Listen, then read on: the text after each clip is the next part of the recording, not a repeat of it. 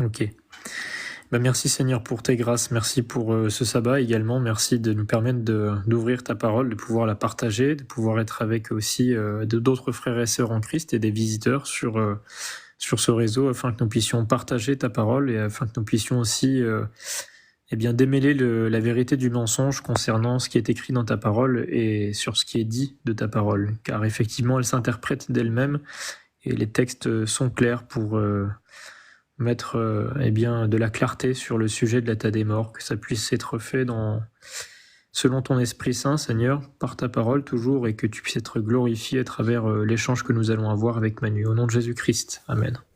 Amen. Alors pour commencer, peut-être on peut déjà rentrer dans la Bible et puis prendre un texte qui va aller dans le sens de qu'est-ce qu'il arrive aux morts quand quelqu'un meurt, tout simplement. Avant, je voulais juste faire une petite aparté par rapport au sujet, parce qu'effectivement, quand on regarde ce qui est dit par la majorité des chrétiens sur Terre, la majorité croit que quand on meurt, on va directement soit au ciel, soit en enfer, soit pour les catholiques au purgatoire. Mais voilà, l'objectif, c'est de voir effectivement qu'est-ce qu'en dit la Bible. Et il faut quand même se rendre compte qu'on est une minorité de chrétiens à ne pas croire que l'âme est immortelle. Donc c'est pour ça que c'est vraiment important, en tout cas j'en suis convaincu personnellement, de faire le point sur qu'est-ce que dit Dieu directement dans la Bible par rapport à quelqu'un qui meurt. Donc il y a plein de textes qu'on peut prendre en effet.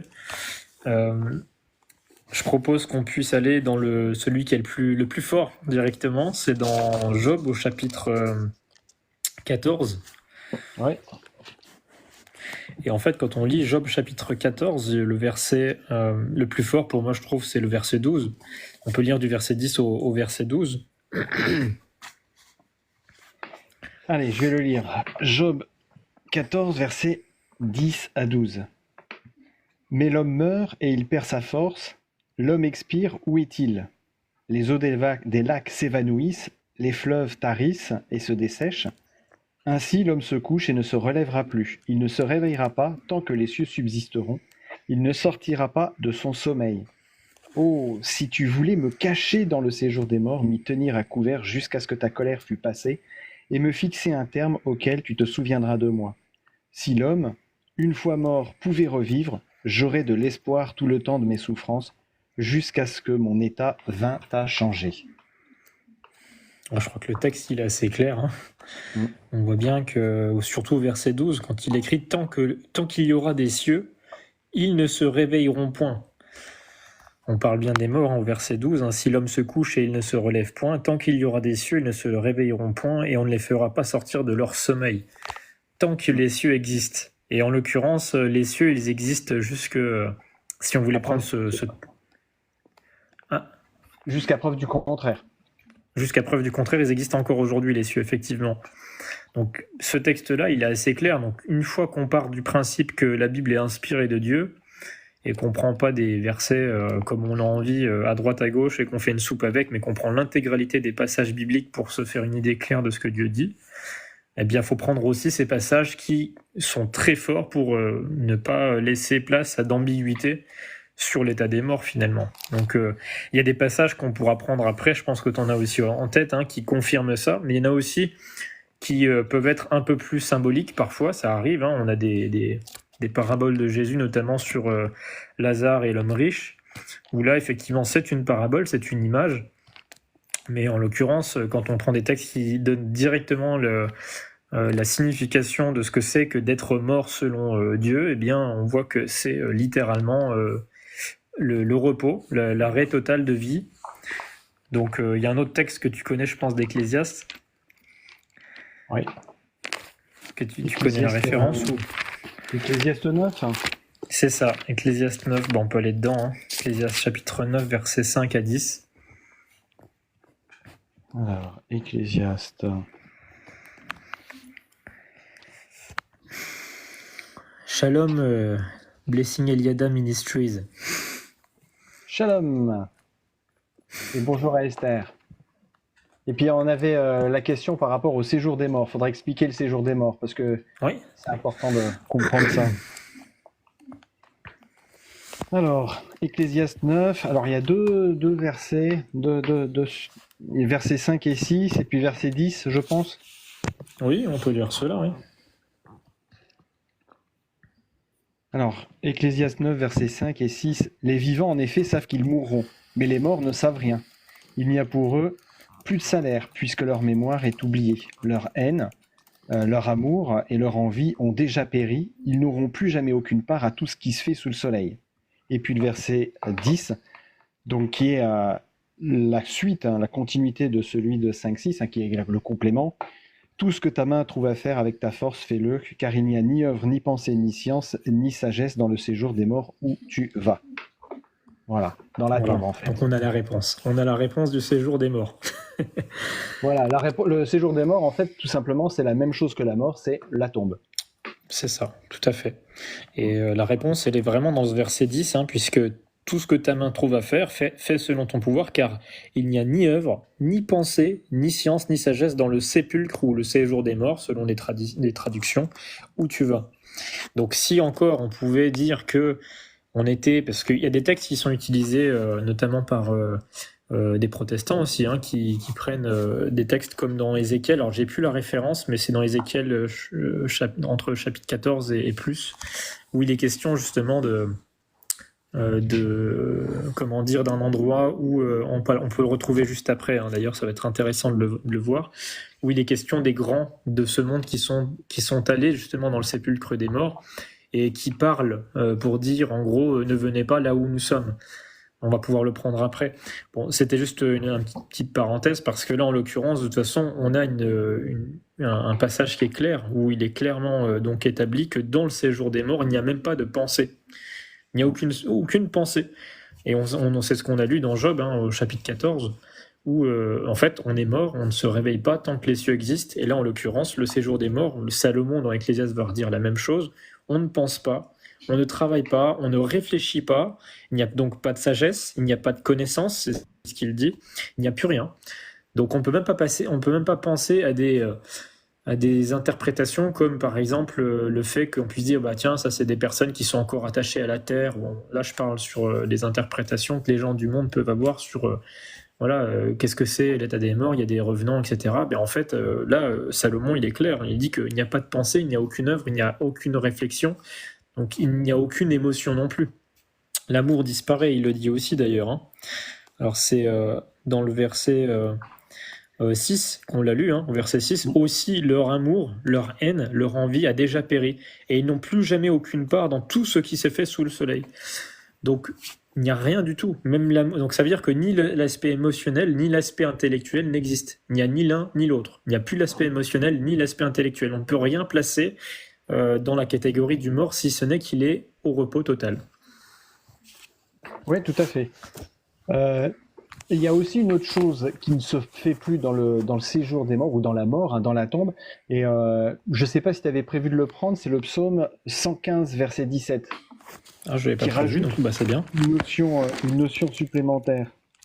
Psaume 115, verset 17. Il nous permet d'avoir une information en plus. Il y a vraiment et puis le 18 avec, il y a vraiment une différence entre ceux qui sont vivants et ceux qui sont morts. Entre ceux qui sont morts plutôt et ceux qui sont vivants. Si on regarde le verset 17, tu veux le lire, 17 et 18 ? Oui, je peux le lire, oui. Donc psaume 115, versets 17 et 18. Les morts ne loueront point l'Éternel, ni tous ceux qui descendent au lieu du silence. Mais nous bénirons l'Éternel dès maintenant et à toujours louer l'Éternel.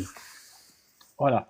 Il y a vraiment cette différence entre les morts qui, eux, on l'a dit avant, n'ont plus d'émotion, n'ont plus d'amour, n'ont plus de haine, n'ont plus rien.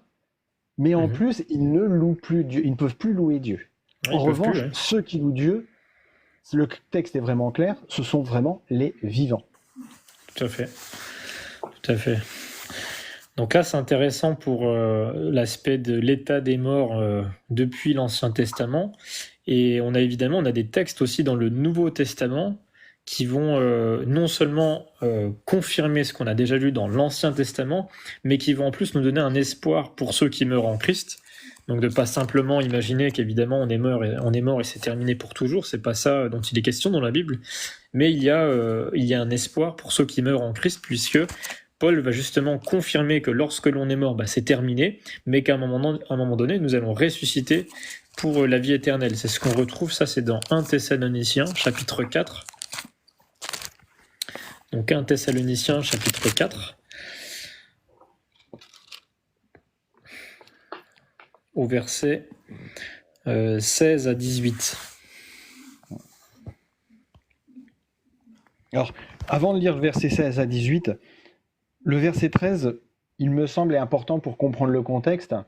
Ouais, Nous ouais, ne on voulons peut. pas, frères, que vous soyez dans l'ignorance au sujet de Tout à ceux fait. qui dorment, donc ceux qui sont morts, afin que vous ne vous affligiez pas comme les autres qui n'ont pas d'espérance. Et après, Ouais. on peut partir au verset 16. Le Seigneur lui-même a un signal donné à la voix de l'archange, au son de la trompette de Dieu descendra du ciel, et les morts en Christ descendront premièrement. Tu voulais aller jusqu'au 18 ? Oui. Ensuite, nous les vivants qui serons restés, nous serons tous ensemble enlevés avec eux sur des nuées à la rencontre du Seigneur dans les airs, et ainsi nous serons toujours avec le Seigneur. Consolez-vous donc les uns les autres par ces paroles. Voilà. Donc il y a une consolation à prendre en compte, puisque les morts, effectivement, ils meurent, et jusqu'au retour du Christ, il le dit au verset 16, et les morts qui sont en Christ ressusciteront premièrement. Mais à quel moment ? Quand Jésus revient, il le dit directement au début du verset, car le Seigneur lui-même descendra du ciel. Or, en l'occurrence, on n'a jamais vu encore pour l'instant Jésus revenir. Et là, Paul est clair, ils ne reviennent pas les morts en Christ tant que Jésus ne revient pas. Donc il n'y a même pas de débat finalement. Il ne devrait pas y avoir de débat. Alors, en réalité, il y a toujours moyen de faire des débats parce que on va avoir dans le protestantisme ou même le catholicisme des fausses croyances où on va s'imaginer que le fait d'être mort, ce n'est pas comme on l'entend, et là on va commencer à faire de la philosophie un peu vaseuse, mais on l'a vu, c'est pour ça qu'on a pris des passages dans Job et dans Ecclésiaste qui vont déterminer qu'est-ce que l'état des morts. Donc en réalité, il n'y a pas de débat sur ni quand est-ce que les morts ressuscitent, ni quel est l'état du mort. Donc l'état du mort, on le voit dans l'Ancien Testament avec Job et Ecclésiaste. Il n'y a pas de science, il n'y a pas de pensée, il n'y a même pas d'émotion. Donc on ne parle plus d'un être vivant, on parle de quelqu'un qui est bien mort, qui n'a plus aucun signe de vie, c'est terminé. Et dans le Nouveau Testament, on trouve ce passage qui nous dit clairement que ces morts vont finir par ressusciter au moment où Jésus revient dans 1 Thessaloniciens, chapitre 4, verset 16. Donc le débat devrait déjà être clos, puisque en plus c'est bien que tu aies fait je trouve comment dire, que tu aies souligné le verset 13, parce que j'ai jamais vraiment fait attention, mais c'est intéressant, oui, où il dit Or mes frères, je ne veux pas que vous soyez dans l'ignorance au sujet des morts. Ouais. Super intéressant ça. Il faut se rappeler qu'il parle aux Thessaloniciens, qui certes en grande majorité étaient d'origine juive, mais qui étaient environnés d'une philosophie grecque, pour qui l'enveloppe charnelle, enfin le corps n'était qu'une enveloppe qui empêchait à l'âme de pouvoir s'élever.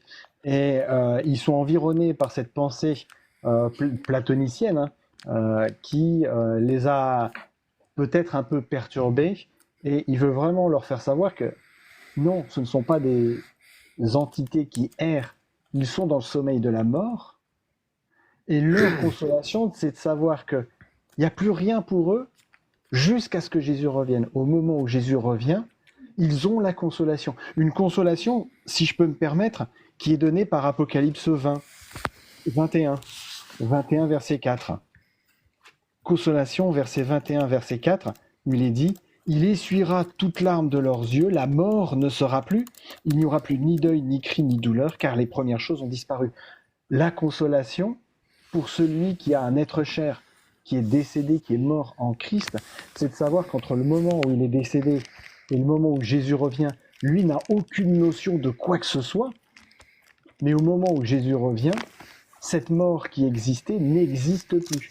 Elle est détruite, elle n'a plus d'effet sur ceux qui sont morts en Christ. C'est pour ça que Paul dit Christ est ma vie, la mort m'est un gain. Parce qu'il sait qu'à partir du moment où il meurt, que Jésus revienne dans 2000 ans ou que Jésus revienne dans 10 minutes, pour lui, ça n'a aucun effet. Entre le moment où il meurt et le moment où Jésus revient, puisqu'il n'existe plus, il n'y a plus de notion de temps, il s'endort, et l'instant d'après, qu'il se passe 10 minutes ou 2000 ans, Jésus revient. Et c'est la consolation, la réponse à cette prière pour ceux qui sont décédés, et surtout pour nous les vivants, dans l'espérance. Tout à fait. Il y a un passage d'ailleurs auquel je pense par rapport à cette consolation, parce que on sait que Jésus a déjà pleuré pour quelqu'un qui est mort. Mm. Il s'agit donc de Lazare. On va essayer de prendre le texte, ça sera intéressant de voir ça. Dans Jean.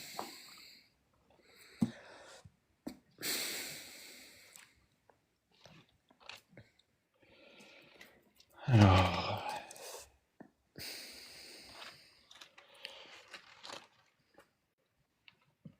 Jean 11, si je me trompe pas, oui, c'est ça.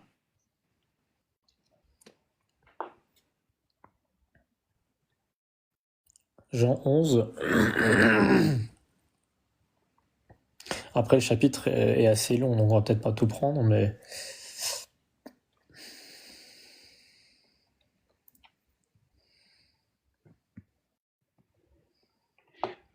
On peut commencer, je pense, à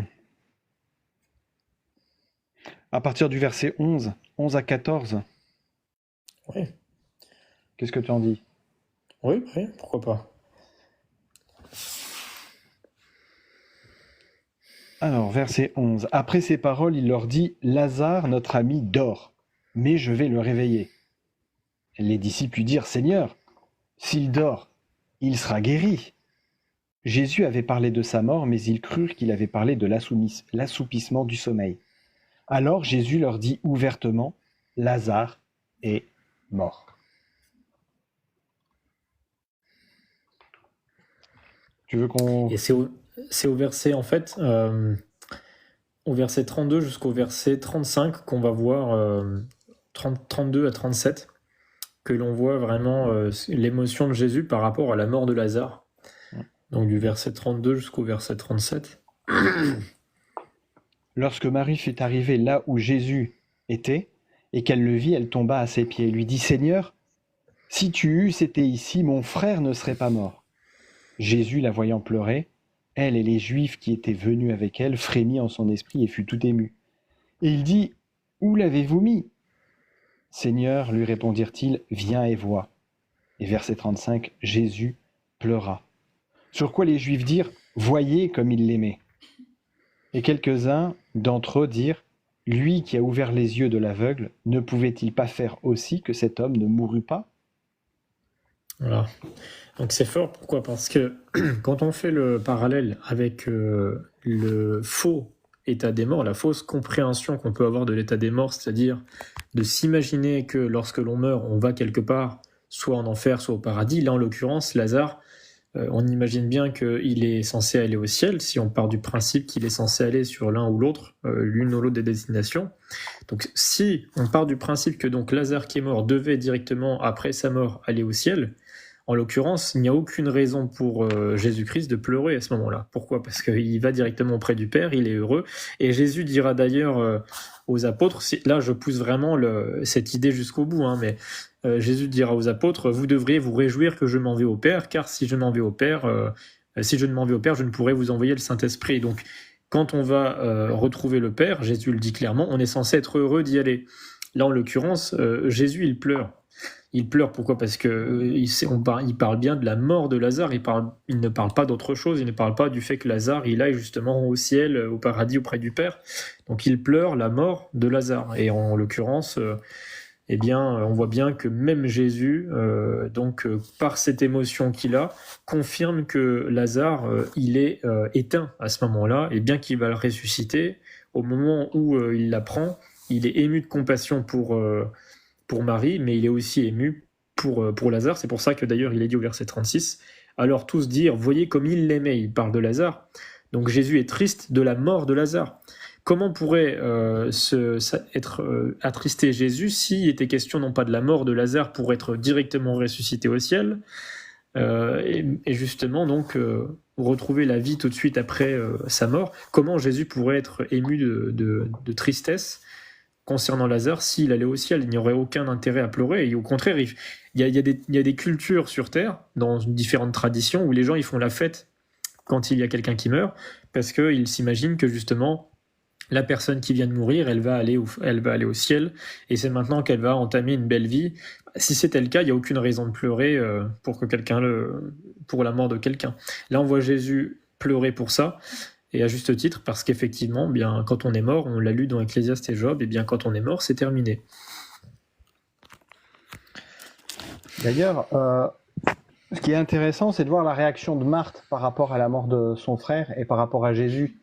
Quand on regarde au verset 21, Marthe dit à Jésus, « Seigneur, si tu étais ici, mon frère ne serait pas mort, mais maintenant, même, je sais que tout ce que tu demanderas à Dieu, Dieu te l'accordera. » Jésus lui dit, « Ton frère ressuscitera. » Je sais, lui répondit Marthe, qu'il ressuscitera à la résurrection au dernier jour. Donc elle a totalement conscience que son frère est dans le sommeil de la mort et que la prochaine fois qu'il vivra, ce sera au moment où il sera ressuscité au dernier jour. Mais Jésus va lui dire, « Je suis la résurrection et la vie. Celui qui croit en moi vivra quand même il serait mort. » C'est-à-dire que Lazare qui est mort, puisqu'il croyait en moi, peut accéder à cette résurrection parce que c'est lui qui est l'auteur de la résurrection. Il est l'auteur de la vie, il peut redonner la vie. Il est le créateur, il peut recréer. Donc c'est important de ça, puisqu'il dit ensuite, « Quiconque vit et croit en moi ne mourra jamais. Crois-tu cela ?» Et elle lui dit, « Oui Seigneur, je crois que tu es le Christ, le Fils de Dieu, qui devait venir. » Et j'aimerais te poser une question, Alex, par rapport à ça. Imagine, tu es à la place de Lazare. Mettons que, on va partir du principe que quand on meurt, on va au ciel, même si ce n'est pas biblique. On va partir de ce principe-là. Toi, tu es au ciel, tu es au paradis, tu es avec le Père. Et puis, Jésus te ressuscite et te fait revenir sur cette terre. Quelle est ta réaction ? Ben, je pense que ça me ferait mal. Ça me ferait mal. Tu viens de passer 3 ou 4 jours. Je ne sais plus combien c'est. C'était 4 jours, je crois. 4 jours. Tu viens de passer 4 jours, soi-disant, au paradis. Et là, Jésus te ressuscite. Ouais. Ah bah ça ferait mal de passer du paradis pour revenir sur Terre. Là, tu te dis, surtout qu'il serait au moins question d'une mission, de lui dire, eh bien écoute, tu es revenu du paradis et maintenant, va en mission. Mais en plus de ça, Lazare, c'est intéressant ça, parce que Lazare, à aucun moment, il ne va dire, oh mais c'était tellement bien où j'étais, fais-moi retourner là d'où je viens. Lazare n'a aucune réaction de ce type quand on lit le texte. Or, comme tu le dis, si c'était le cas, c'est la première chose qu'il devrait dire. Il devrait dire, bah non, je veux pas revenir ici, moi.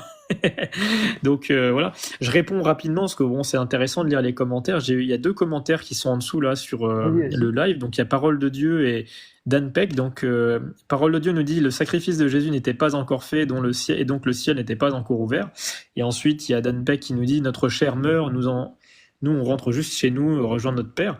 Bon, bien on a vu, alors si vous étiez peut-être pas là au début du live, peut-être que vous êtes déjà parti, mais en tout cas, pour ceux qui écoutent et qui ont lu ces commentaires, comme on l'a lu tout à l'heure, dans 1 Thessaloniciens chapitre 4, versets 16 à 18, on est après la résurrection de Jésus-Christ, on n'est pas avant, et Paul nous dit clairement que les morts restent morts jusqu'au retour du Christ. Donc en l'occurrence, il n'y a en rien un texte biblique qui affirmerait le contraire pour nous dire non, lorsque nous mourrons, nous allons directement au ciel. Vous ne trouverez rien. Il n'y a qu'une parabole de Jésus qui fait une référence entre l'enfer et le paradis, mais qui n'est qu'une parabole, puisque même l'enfer n'est pas littéralement comme la parabole le décrit. Vous n'avez aucun texte qui approuverait le fait que lorsque l'on meurt, on va directement au ciel, et c'est ce qu'on a vu là dans les textes qu'on a pris, et comme on vient de le démontrer encore une fois, ou du moins que la Bible vient de le démontrer, c'est qu'effectivement, si Lazare était monté au ciel, ce serait le premier, une fois qu'il était ressuscité par Jésus, qui dirait, bien en fait, j'étais bien content d'être là où j'étais, et je veux bien y retourner. En l'occurrence, il a jamais dit ça, il est ressuscité, et il continue sa vie sur Terre sans broncher. Tout à fait. Et je pense que si ça avait été le cas, on aurait des écrits qui nous diraient que Lazare a raconté ce qu'il a vu, ce qu'il a fait là-bas. Ça aurait été quelque chose de tellement merveilleux qu'il devrait y avoir une Ouais, quelque chose qui les dit. Or, il n'y a vraiment rien. La Bible tout à nous fait. dit juste que là, Jésus dit bien, il dort, et je vais le réveiller. Et d'ailleurs, c'est assez intéressant. Alors, je ne me rappelle plus exactement combien, mais il me semble, approximativement, il y a 50 références dans la Bible qui donnent l'image de la mort à un sommeil, Ancien et Nouveau Testament confondus. Oui, La mort est vraiment considérée comme un sommeil. Un sommeil où le seul qui donne la capacité de s'en réveiller, c'est Jésus. Le texte qu'on a lu tout à l'heure, que tu as pris, 1 Thessaloniciens Job, 4, ouais. dans Job, mais Thessaloniciens. aussi 1 Thessaloniciens, nous montre que c'est vraiment Jésus qui amène la résurrection. Jésus, de toute façon, le dit, on vient de le voir dans Jean 11, « Je suis la résurrection et la vie ». Tout à fait. Tout à fait. On l'a lu de toute façon, tant que les cieux et la terre ne disparaissent, l'homme ne se réveillera pas du sépulcre des morts, du séjour des morts. C'est clair. Ça, et c'est pas jusqu'à ce que le Messie arrive. Job était inspiré par Dieu. Si on croit que la parole de Dieu est inspirée par Dieu, il faut y croire complètement. Il ne faut pas y croire à moitié. Et Job dit clairement, tant que les cieux sont présents, tant qu'ils ne disparaissent, l'homme qui est couché dans la poussière, qui est dans le séjour des morts, ne se réveillera pas.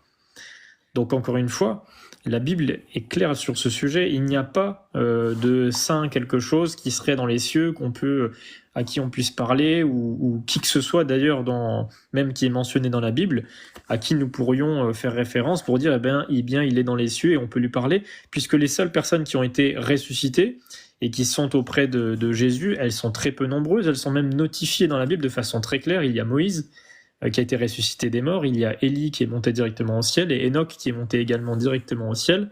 En dehors de ces trois personnes de la Bible, et de Jésus-Christ évidemment, aucun autre n'est cité comme étant monté au ciel ou être ressuscité pour aller au ciel, puisque tout l'évangile nous montre qu'effectivement, notre consolation, c'est justement d'attendre le retour de Christ. Il y a un texte qui est important, et je voulais aussi peut-être faire un point aussi sur le fait de... Parce que la mort, à la base, ça vient du péché.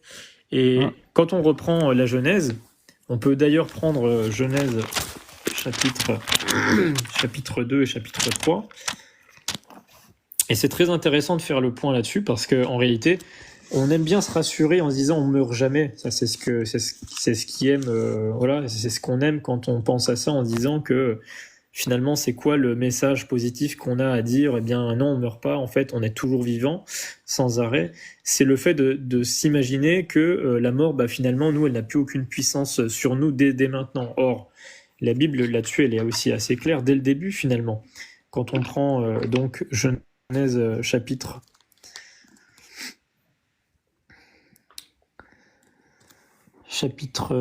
2.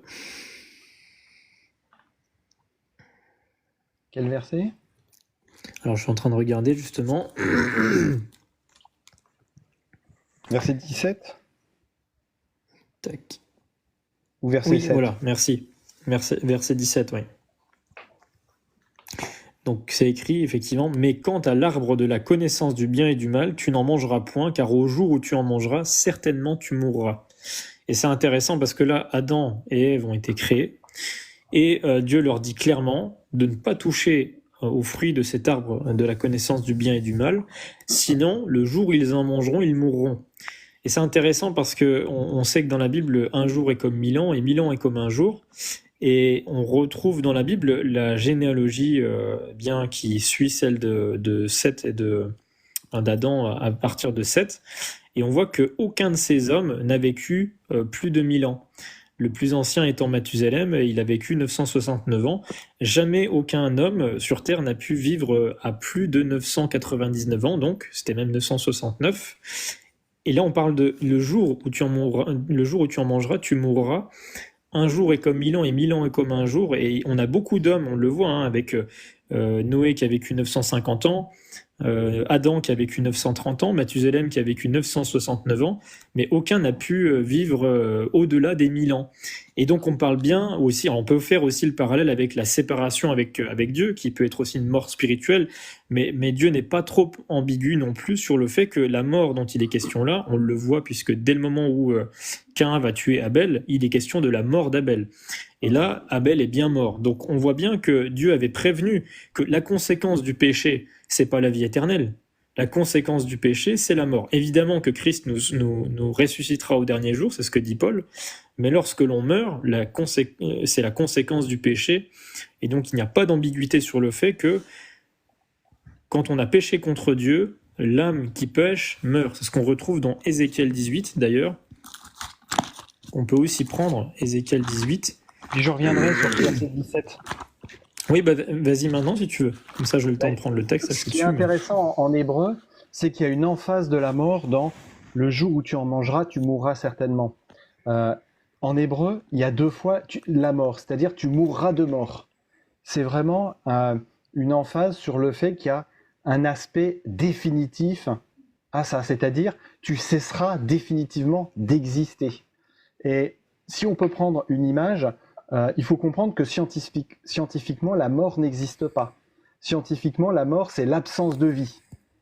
En fait, Dieu est la vie, et à partir du moment où on se sépare de Dieu, on se sépare de la vie. Et la seule chose qui peut en découler, c'est l'extinction de la vie, c'est-à-dire la mort. Tout à fait.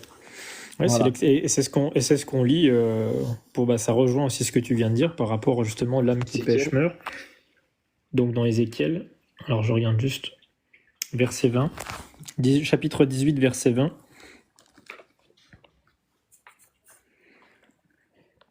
L'âme qui pêche, c'est celle qui mourra. Voilà. Et on a un texte également, alors on peut continuer le verset quand même si oui. Il parle justement de la vie éternelle par la suite. Le Fils ne portera point l'iniquité du Père, et le Père ne portera point l'iniquité du Fils. La justice du juste sera sur lui, et la méchanceté du méchant sur lui. Voilà, et ensuite on va au verset 21. Certainement il vivra et ne mourra point. Mais alors, j'aimerais poser la question, est-ce que les hommes qui sont en Christ ne sont pas morts, tel qu'on l'entend aujourd'hui, c'est-à-dire qu'on a les apôtres, on a Paul, on a Lazare qu'on a vu tout à l'heure, c'était des justes, si on en croit justement ce qu'on lit dans le Nouveau Testament, c'était des hommes justes, et pourtant ils sont bien morts. Donc le texte qu'on lit là, c'est clairement pour nous faire comprendre encore une fois que quand l'âme qui est la personne va pécher contre Dieu, elle va mourir, c'est un fait. Et on le voit depuis le début de la création maintenant. Donc quand on pêche, on meurt, mais le juste vivra éternellement parce qu'il sera ressuscité au dernier jour. Donc c'est pas une croyance qui vient depuis seulement Jésus-Christ en réalité, puisque il faut bien prendre conscience que si les Juifs, déjà dans l'Ancien Testament, pratiquaient les sacrifices d'animaux, c'était pas pour faire du mal aux animaux, c'était parce qu'ils avaient en tête, et c'est ce qui leur était d'ailleurs prophétisé, c'était la venue du Christ qui était le sacrifice ultime. C'est d'ailleurs l'histoire d'Abraham avec son fils Isaac, où on retrouve justement le parallèle avec le fils Jésus-Christ, le fils de Dieu qui va être sacrifié. Donc on voit clairement que les Juifs sacrifiaient des animaux en vue du sacrifice ultime du Christ qui nous permettra d'être ressuscités au dernier jour. Donc les Juifs savaient très bien, pour ceux qui étudiaient, qui pratiquaient ces sacrifices-là, ils étaient bien conscients que le fait d'avoir un Messie qui vienne les amènera à ressusciter éternellement. En ce fait, on retrouve des textes comme celui-ci qu'on vient de lire, où effectivement, quelqu'un qui est juste, il passera devant Dieu pour être ressuscité et non pas pour être condamné éternellement. Voilà, c'est l'inverse justement de Ecclésiaste chapitre... Oui. D'ailleurs, je vais rebondir là-dessus parce que quand Dieu dit le jour, alors effectivement il y a cet aspect un jour égale 1000 ans, ce que tu as décrit tout à l'heure, mais il y a aussi une autre notion qu'on peut comprendre, c'est que le jour où tu mangeras, tu mourras. Dieu était censé mettre à mort l'homme et la femme pour appliquer la justice. Mais Dieu est amour, et Dieu a donné un sursis à l'homme, un sursis qu'on voit dans Genèse 3. Et on va prendre 2 textes pour voir le sursis qui a été donné, et tu vas voir justement que ça va aller dans le sens de ce que tu as dit par rapport au sacrifice des animaux. C'est assez intéressant parce qu'au verset 7, après qu'ils aient péché, après qu'ils aient mangé l'arbre de la connaissance du bien et du mal, leurs yeux s'ouvrirent l'un et l'autre, et ils connurent qu'ils étaient nus. Ayant cousu des feuilles de figuier, ils se firent des ceintures. En fait, ils étaient enveloppés de la gloire de Dieu, mais cette séparation d'avec Dieu fait qu'ils perdent cet habit, je vais dire, de lumière, cette enveloppe glorieuse de Dieu qui leur fait reconnaître leur état totalement dénué de la présence de Dieu. Et leur réaction, c'est de se faire des ceintures, de se faire des habits en feuilles de figuier. Ils essayent en fait de se sauver par leurs propres œuvres. Et la réponse de Jésus, de Dieu à ça, c'est-à-dire, il va leur offrir un sursis, parce qu'ils sont censés mourir ce jour même, mais en même temps, il va les revêtir de sa justice à lui, et on découvre ça au verset 21. L'Éternel Dieu fit à Adam et à Ève des habits de peau, il les en revêtit. Et en fait, les habits de peau, il a fallu qu'un animal meure. C'est le premier animal qui va mourir. L'homme et la femme voient un animal être sacrifié, et ce sacrifice d'animal est préfiguratif de celui qui va venir par la suite, et de fait, Dieu les revêtit de ses habits. Et Ésaïe dit ce que c'est que cet habit. Le prophète Ésaïe le dit au chapitre 61, et on va voir deux textes qui permettent de le confirmer. Ésaïe 61, qui est très très fort, et on va en prendre un dans le Deuxième Testament, qui va aussi dans ce sens-là. Ésaïe 61, et le verset 10, où Ésaïe dit « Je me réjouirai en l'Éternel, mon âme sera ravie d'allégresse en mon Dieu, car il m'a revêtu des vêtements du salut. Il m'a couvert du manteau de la délivrance, comme le fiancé s'orne d'un diadème, comme la fiancée se pare de bijoux. » Donc c'est très intéressant parce que Dieu donne à Adam un habit issu d'un sacrifice d'animal qui leur permet d'avoir le salut et qui leur permet d'avoir la délivrance. C'est la première expression de la grâce de Dieu offerte à l'homme, préfigurativement de ce que Jésus va venir réaliser. Et Paul confirme cela quand on prend Galates, l'épître aux Galates chapitre 3. Si tu prends Galates 3 verset 27, où il dit, on va prendre 26 et 27. 26, je peux lire si tu veux. Vas-y, 26 et 27. Car vous êtes tous enfants de Dieu par la foi en Jésus-Christ, car vous tous qui avez été baptisés en Christ, vous avez revêtu Christ. Voilà, on revêt Christ. Eh bien, ce sacrifice qui avait été fait devant Adam et Ève représente la venue de Jésus et même tous les sacrifices qu'on voit avec Abraham, qu'on voit dans le sanctuaire, tout ça c'est la représentation symbolique du salut qui est donné par Jésus, et c'est le sursis que Dieu donne à l'homme avec l'espérance d'une délivrance, l'espérance d'une fin de la mort, parce que la signification c'est que ce sacrifice va permettre un jour à l'humanité de voir cette mort disparaître. Oui, c'est un espoir qu'on a de toute façon quand on croit en Christ. Évidemment qu'on va ressusciter à un moment donné, on l'a bien vu, on ne croit pas qu'on va mourir et mourir éternellement, c'est tout le contraire. On va mourir, mais pour ressusciter éternellement, comme tu l'as bien dit tout à l'heure, pour nous, une fois qu'on meurt, de toute façon, on ne se rend pas compte, une fois qu'on est dans le sépulcre des morts, il n'y a plus de pensée, ni sagesse, ni aucun sentiment, ni émotion, ni rien. Pourquoi ? Parce qu'on ne pense plus, on n'a plus rien, c'est ce que dit Job et Salomon dans Ecclésiaste et le livre de Job.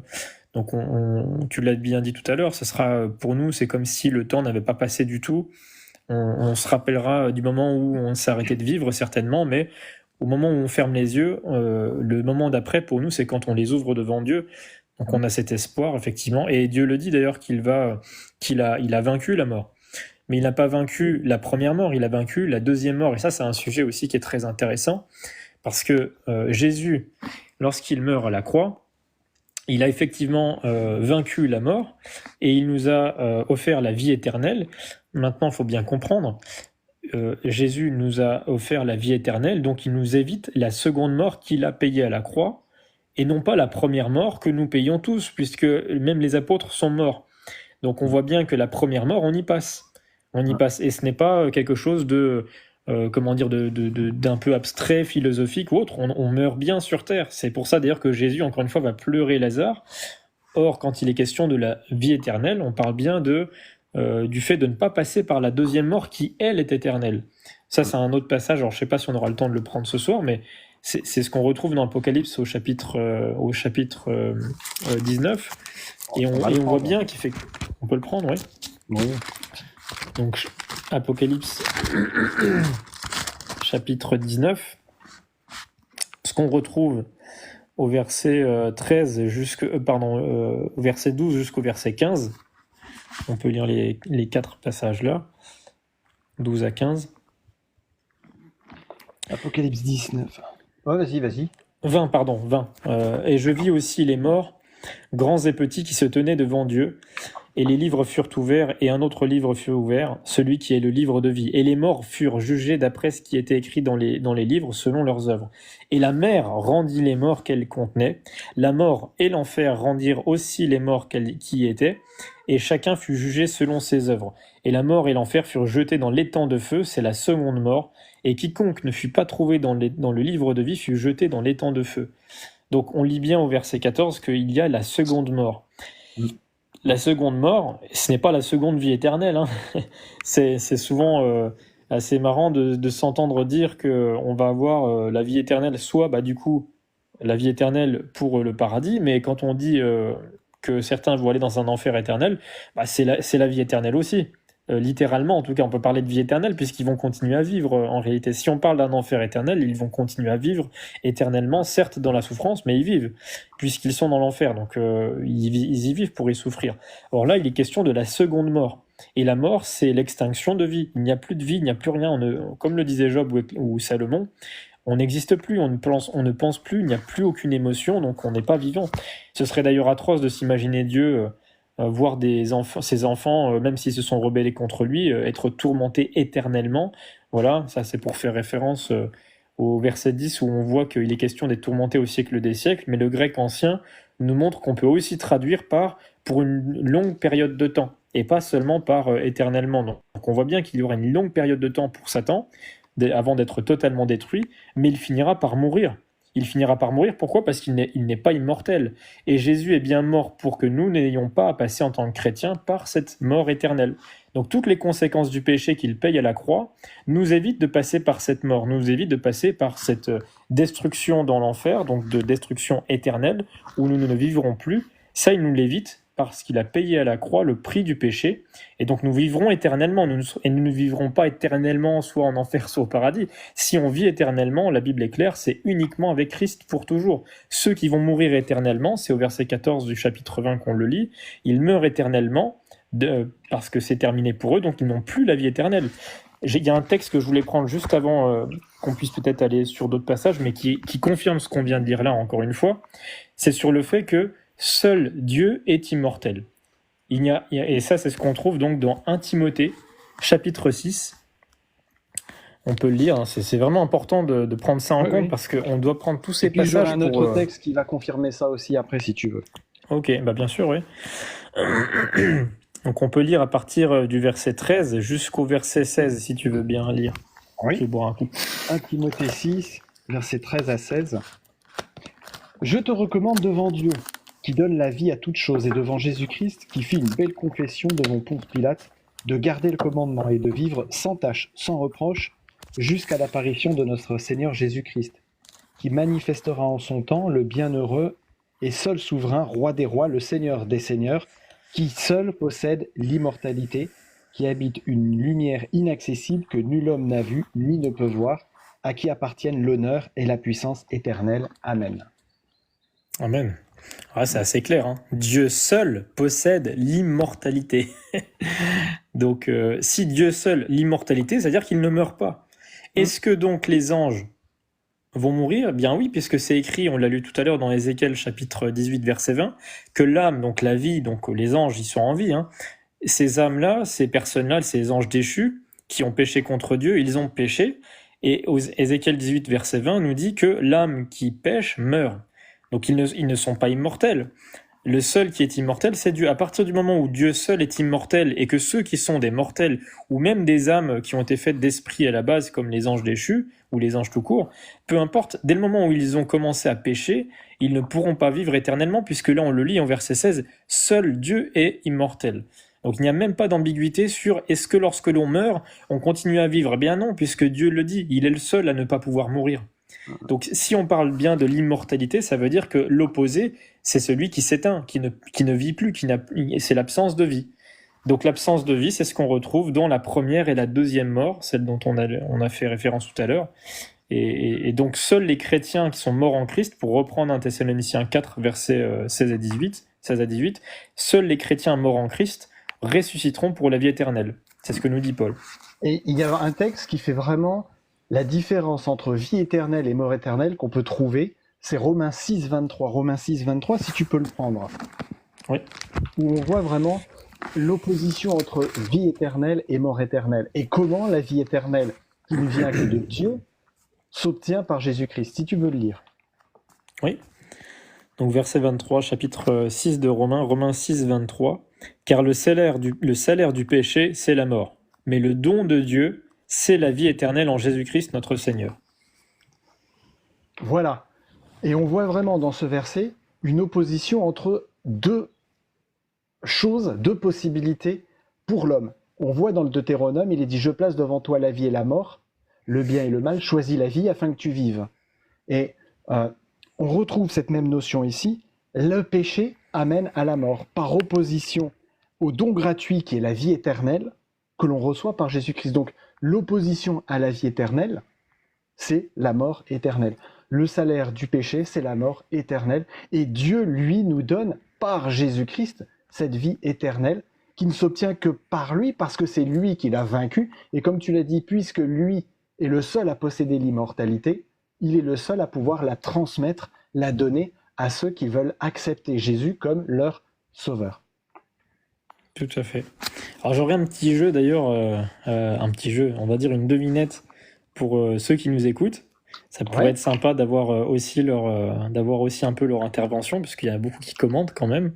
Alors nous, évidemment, on ne prend que la Bible, on ne prend rien d'autre que la Bible, puisque 2 Timothée 3, verset 16 nous dit que toute la parole est inspirée divinement, donc de Dieu, utile pour enseigner, pour corriger, pour amener tout homme à toute bonne œuvre. Donc on utilise uniquement la parole de Dieu, donc sola scriptura, pour étayer nos propos, pour appuyer les doctrines auxquelles on croit.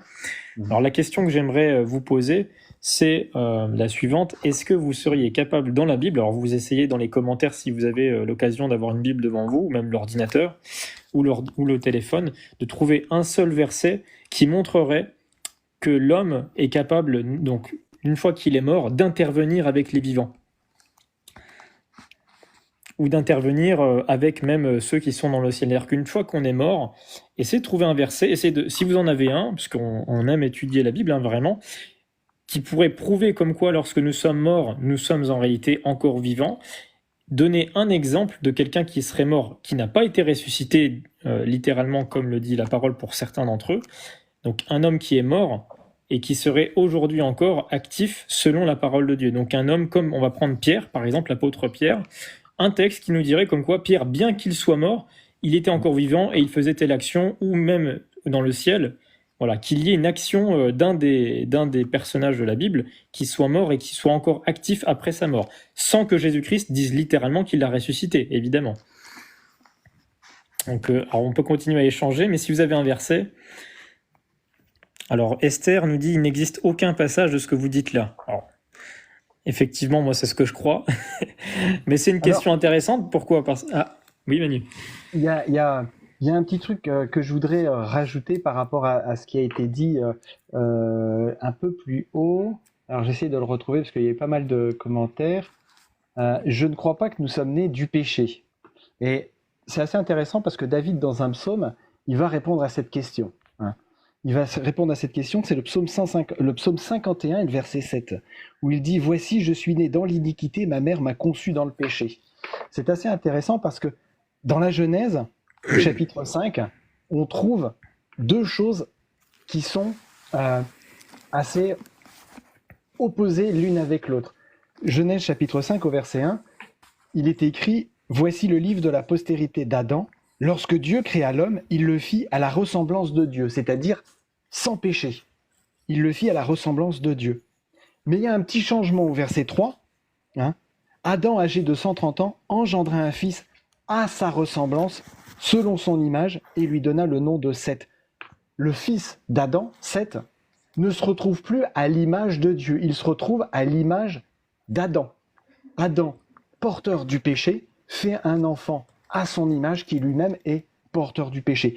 On a vraiment cette dichotomie, cette différenciation dans ce texte entre Adam qui est fait à l'image de Dieu, c'est-à-dire sans le péché, sans l'iniquité, et Seth à partir d'Adam qui va donner des enfants qui, eux, sont nés dans le péché, dans l'iniquité.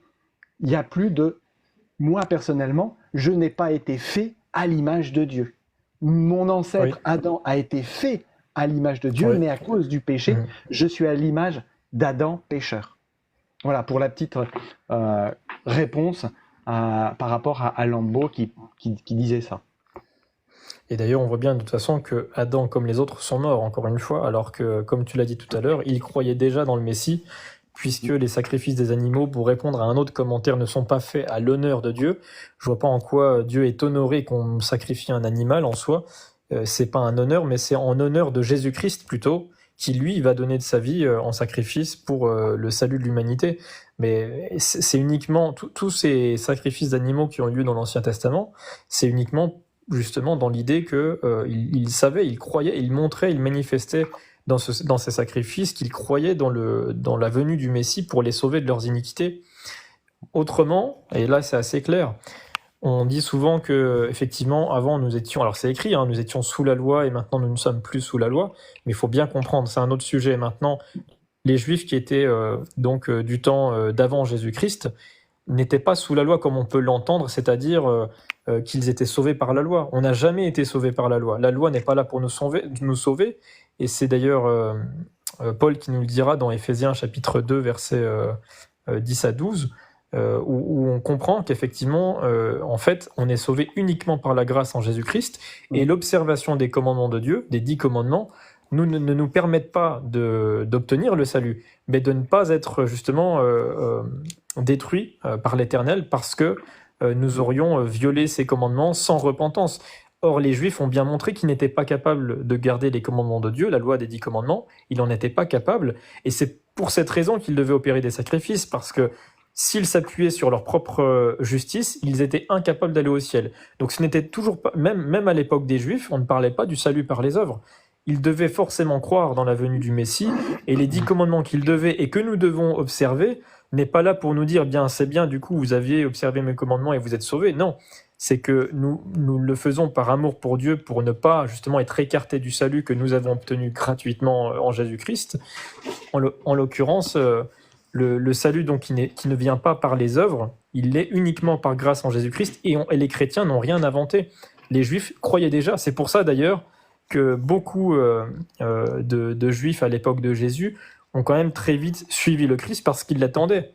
Et on voit bien d'ailleurs qu'il y a même les trois fameux... Alors on dit qu'ils sont 3 mages parce qu'il y avait 3 cadeaux qui avaient été offerts aux parents de Jésus lorsqu'il est né. Mais clairement, ils sont venus parce que Dieu avait déjà prophétisé la venue du Christ, le Messie, et on le lit dans tout l'Ancien Testament. Donc les Juifs savaient très bien que la seule manière de ne pas mourir éternellement, c'est dans la foi dans le Messie qui était prévu de venir. Autrement, ils savent très bien qu'ils vont mourir éternellement sans cette foi-là. Alors, le sacrifice des animaux n'était pas là pour honorer Dieu en soi ou pour faire plaisir à Dieu en soi, c'était vraiment par reconnaissance personnelle que les péchés que nous avons doivent être transférés sur quelqu'un, en l'occurrence c'était des animaux, préfigurant la venue du Christ.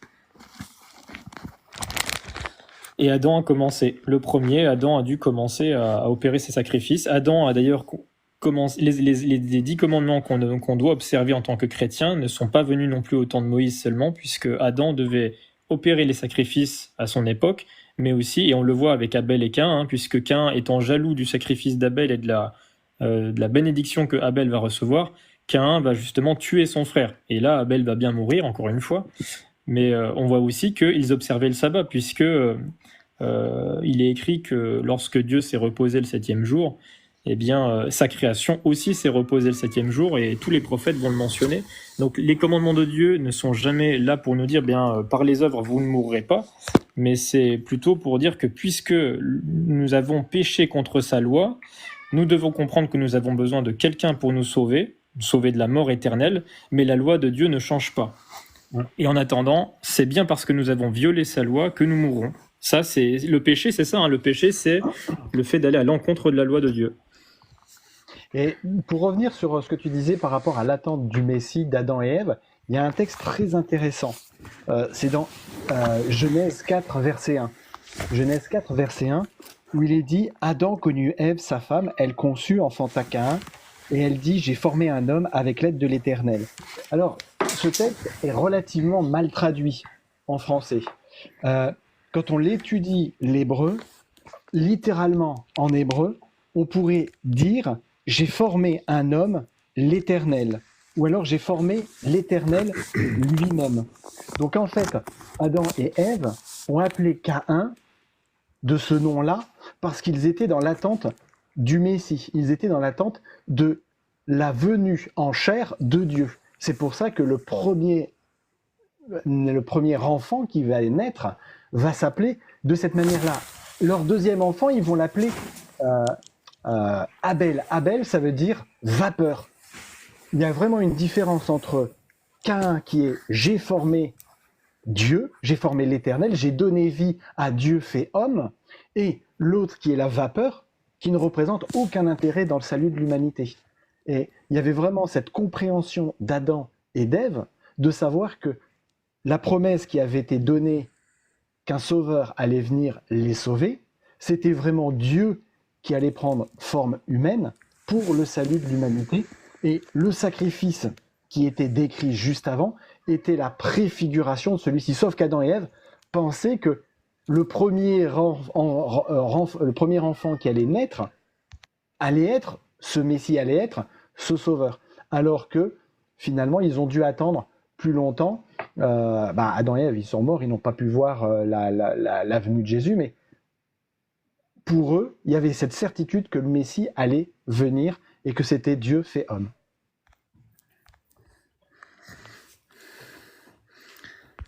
Alors on a toutes les prophéties dans les psaumes aussi qui nous montrent où David parle très souvent du Messie qui va arriver. On a également Ésaïe chapitre 9, Ésaïe chapitre 53.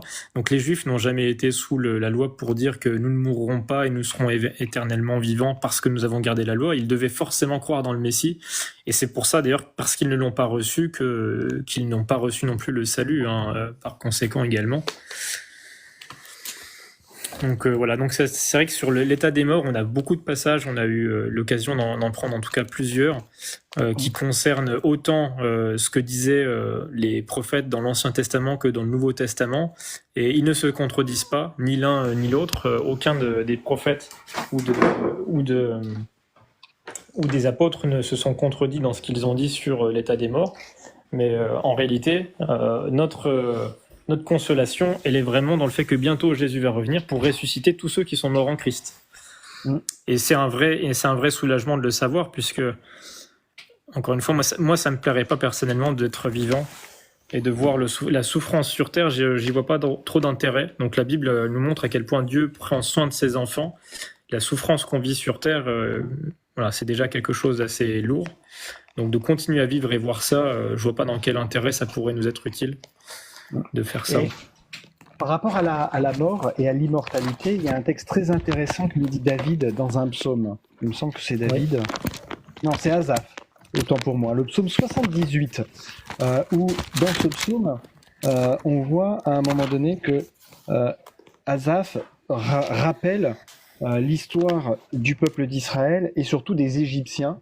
Les Égyptiens qui finalement ont été confrontés, ils rappellent, aux grenouilles, ils ont été confrontés aux mouches venimeuses, etc., les sauterelles.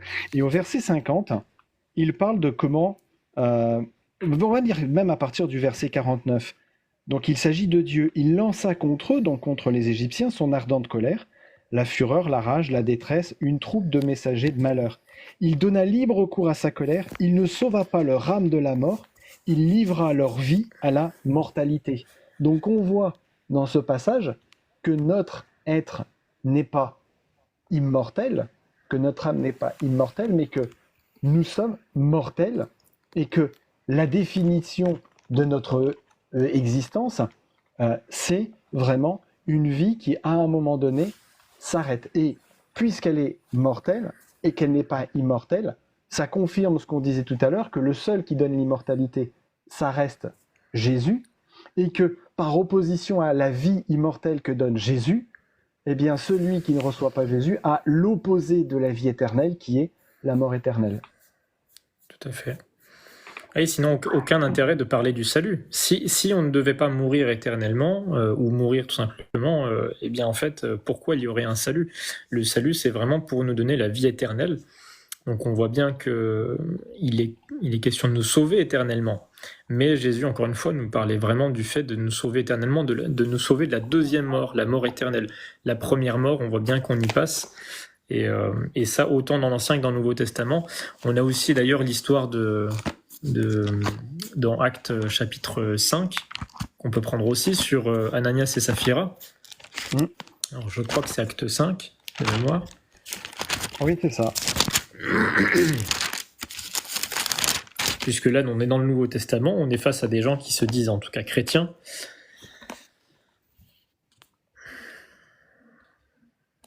Donc voilà, il y a tout le chapitre, tout le début du chapitre qui en parle, hein, mais on va peut-être pas prendre tout le chapitre. On peut lire du verset 1 à 5 peut-être déjà. Mais un Acte homme... chapitre 5. Oui, Pardon. Non, pas de souci. Mais un homme nommé Ananias, avec Saphira sa femme, vendit une propriété et retint une partie du prix.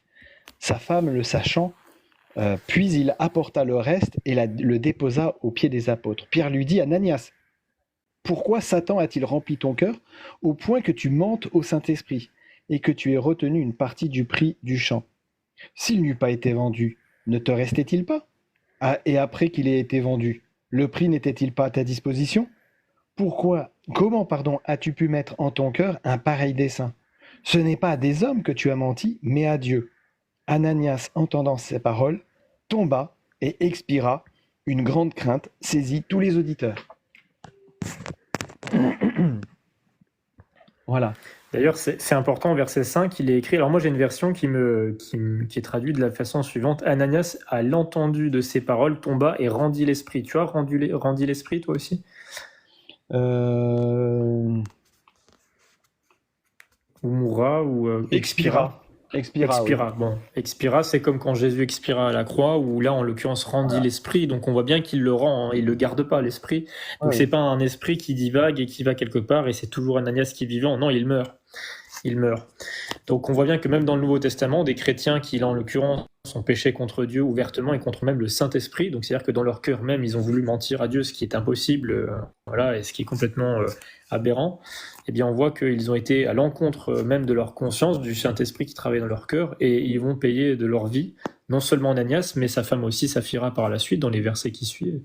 Donc on voit bien que là, en l'occurrence, il y a encore une fois la question de la mort. Ce sont des chrétiens de nom, en tout cas, qui vont mourir. Donc, et on est bien après la résurrection du Christ à ce moment-là.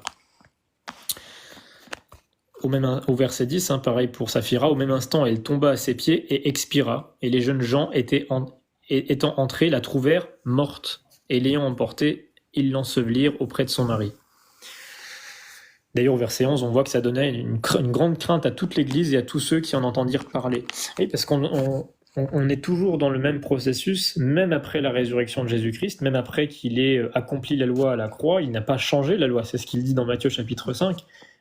Quand on continue à pécher contre Dieu, le résultat, ça reste la mort. Et non seulement la première, mais la deuxième mort aussi. Si justement on ne meurt pas, la première mort, on y passe tous. De toute façon, à moins qu'on soit au moment où Jésus revient. Donc dès le moment où on meurt de la première mort, il n'y a plus qu'une autre phase qui va avoir lieu. Soit c'est la vie éternelle avec Jésus-Christ, soit c'est le jugement éternel avec la mort éternelle derrière. La Bible est très claire là-dessus. Et effectivement, on l'a dit, mais on l'a surtout lu dans 1 Timothée 6 tout à l'heure, que seul Dieu est immortel. Ouais. Alors tout ça va clairement aller à l'encontre de pas mal de doctrines, la doctrine des catholiques, la doctrine protestante même, mais surtout catholique, qui nous dit que l'on peut prier des saints, que l'on a effectivement des personnes qui, parce qu'elles étaient chrétiennes, continuent à vivre bien qu'elles soient mortes. Eh bien, on a vu dans ces versets-là que ce n'est pas le cas, que lorsque nous mourrons jusqu'à ce que Jésus revienne. On reprend la même référence, 1 Thessaloniciens, chapitre 4, versets 15 à 18, on l'a lu tout à l'heure. C'est cette référence-là la plus importante pour nous chrétiens, puisque Paul nous parle des morts en Christ qui ressusciteront au moment où Jésus revient. Donc on voit bien qu'on meurt jusqu'à ce que Jésus revienne. Nous sommes dans le séjour des morts, et c'est une consolation pour nous de savoir que nous n'aurons plus à souffrir une fois que nous sommes morts jusqu'à ce que Jésus revienne, sans même comprendre le temps qui va se dérouler entre le moment où nous mourrons et le moment où Jésus revient, puisque nous n'avons plus de pensée, plus de sagesse, plus d'émotion, plus rien. Donc c'est une grâce que Dieu nous fait que de nous endormir de la mort jusqu'à ce que Jésus revienne. Et il y a un petit bout de texte dans 1 Thessaloniciens 4 qui est très intéressant. C'est au verset 15. Qui nous montre que il y a vraiment... Alors 1 Thessaloniciens 4, verset 15. Verset 15. Tu veux le lire ? Oui, je peux le lire, oui. Car nous vous déclarons ceci par la parole du Seigneur, que nous les vivants, qui serons restés pour l'avènement du Seigneur, nous ne précéderons point ceux qui sont morts. Voilà. Donc, pour au retour de Jésus, aller avec lui dans le paradis, ceux qui sont vivants n'y vont pas avant les morts. Ça veut dire que, quand on a vu le texte ensuite, c'est au moment où Jésus revient, au son de l'archange, à la voix de l'archange, au son de la trompette, que les morts ressuscitent et qu'ensemble ils vont. Donc ça montre bien que ni les uns ni les autres ont une prédisposition antérieure à pouvoir accéder au paradis. Les deux sont au même niveau, vivants ou morts. Il n'y a que le retour de Jésus qui permet à l'âme, l'être humain, de pouvoir accéder à l'éternité de Jésus. L'être humain, quand il est mort, il n'existe plus. Quand il est vivant, il est là. Et c'est au moment où Jésus revient qu'il réveille les morts. Oui, ils dorment dans le séjour des morts, comme dit Maï, c'est-à-dire ils sont dans la tombe, ils sont dans leur tombe, ils dorment, et c'est au moment où Jésus revient que ce soit les vivants ou que ce soit les morts, en Christ bien entendu, les deux sont réunis pour aller à la rencontre de Jésus. Avant cela, personne n'est au ciel, personne n'est dans la présence de Dieu. Tous attendent dans le sommeil de la mort. Exactement, c'est ce qu'on a lu dans Job et dans Ecclésiaste.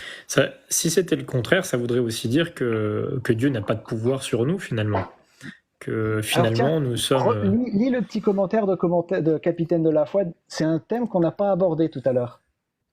Jésus a dit aux brigands sur la croix, aujourd'hui même, tu seras au paradis avec moi. Alors, je suis pas sûr que, capitaine de la foi, je suis pas sûr que tu aies bien lu le texte en question, mais on peut le relire ensemble, effectivement. C'est intéressant, tout à fait, oui.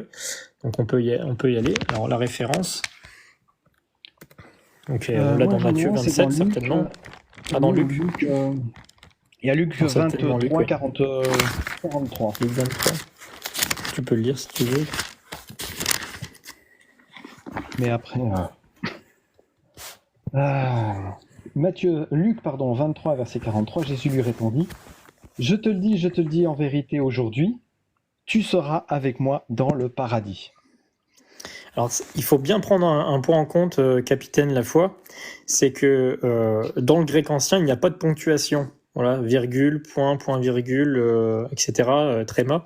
Ça n'existe pas. En fait, les traits d'union, etc., ça n'existe pas. Donc la virgule, on choisit de la mettre où on veut selon notre interprétation du texte.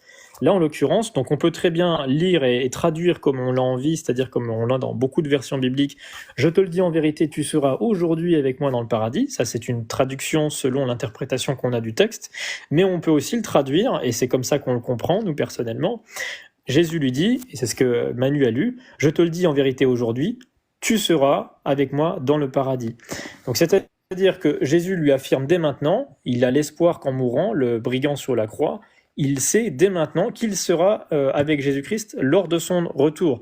Il faut bien se rappeler, encore une fois, la Bible ne se contredit pas. Quand Paul dit que les morts ressusciteront au moment du retour du Christ, eh bien là, Christ, s'il disait au larron sur la croix, eh bien non, aujourd'hui tu seras avec moi au paradis, ça veut dire que finalement, Paul s'est trompé.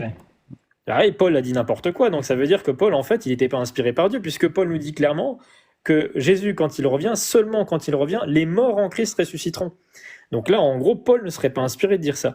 Il y a un autre point qu'il faut bien prendre en compte. Combien de temps Jésus a passé dans le tombeau? Il a passé 3 jours. 3 jours dans le tombeau. Ça veut dire que Jésus dit, aujourd'hui, tu es avec moi dans le paradis, selon ce que tu comprendrais de ton côté. Or, Jésus, il passe 3 jours dans le tombeau. Il n'est pas au paradis, puisqu'il est dans le tombeau. Et d'ailleurs, il dira clairement, après qu'il ressuscite, qu'il doit d'abord monter au Père avant qu'on le touche. Donc, il n'est même pas allé au paradis. Mais Après, c'est le... juste avant de prendre ce texte, lis le verset 42, juste avant. C'est le brigand qui parle. Oui. Enfin, oui, dans ma version, alors c'est écrit « Et il disait à Jésus, Seigneur, souviens-toi de moi quand tu seras entré dans ton règne. » Ouais, intéressant. Voilà, donc le brigand sait que Jésus pourra le ressusciter, l'emmener avec lui qu'au moment où il reviendra dans son règne. Donc c'est très important, et c'est pour ça qu'il lui dit, je te le dis, à cet instant, maintenant, aujourd'hui, je te le dis, tu seras avec moi dans le paradis. Donc, sous-entendu, puisque le brigand lui a dit, quand tu viendras dans ton règne, il lui promet que quand il viendra dans son règne, il l'emmènera avec lui au paradis.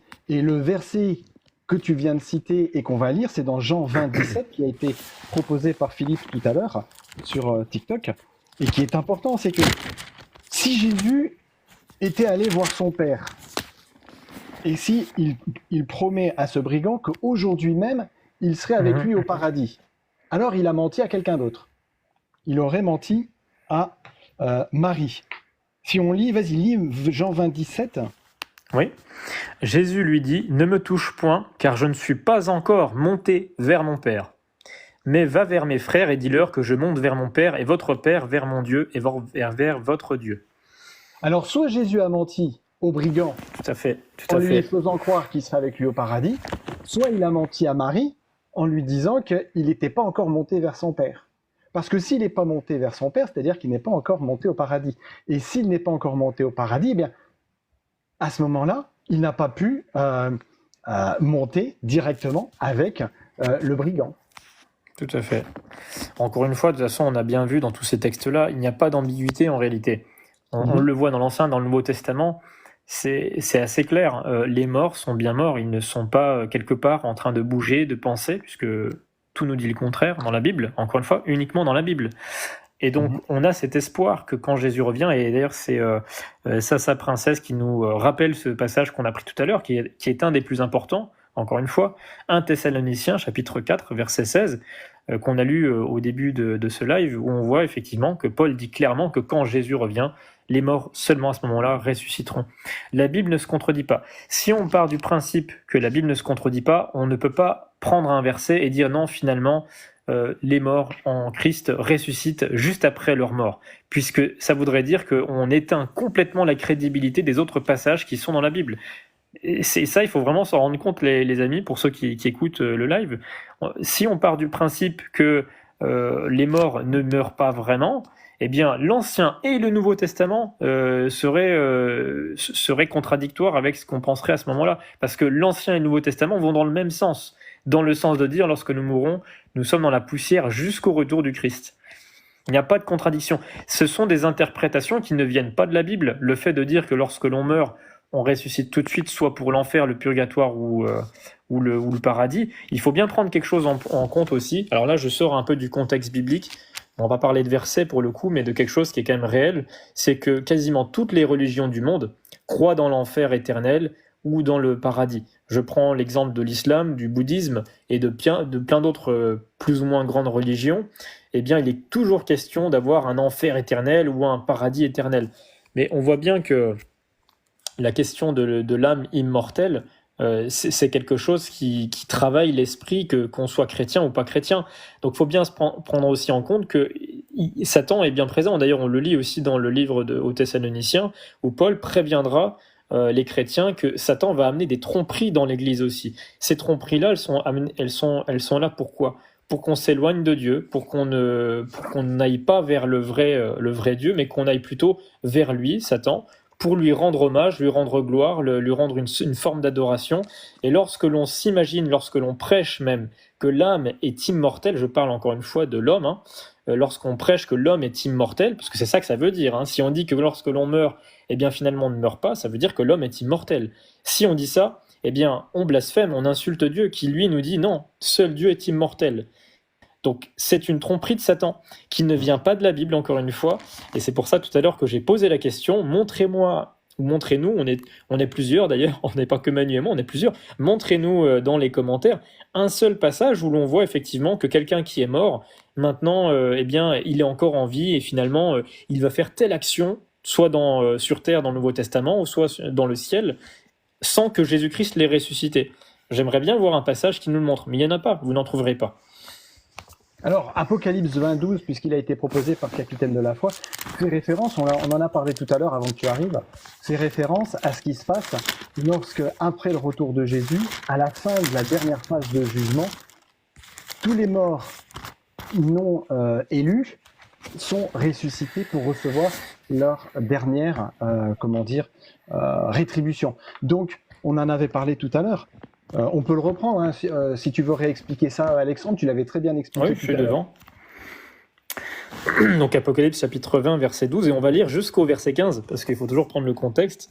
« Et je vis aussi les morts, grands et petits, qui se tenaient devant Dieu, et les livres furent ouverts. Et un autre livre fut ouvert, celui qui est le livre de vie. Et les morts furent jugés d'après ce qui était écrit dans les livres, selon leurs œuvres. Et la mer rendit les morts qu'elle contenait, la mort et l'enfer rendirent aussi les morts qui y étaient, et chacun fut jugé selon ses œuvres. » Il y a un jugement, donc ça veut dire qu'à la fin, il y a quand même une fin, aussi pour ceux qui ont été contre Dieu. Versets 14 et 15, « Et la mort et l'enfer furent jetés dans l'étang de feu, c'est la seconde mort. Et quiconque ne fut pas trouvé écrit dans le livre de vie fut jeté dans l'étang de feu, qui, encore une fois, est la seconde mort. » Alors, peut-être que je lis mal, hein, mais c'est pas écrit la seconde vie.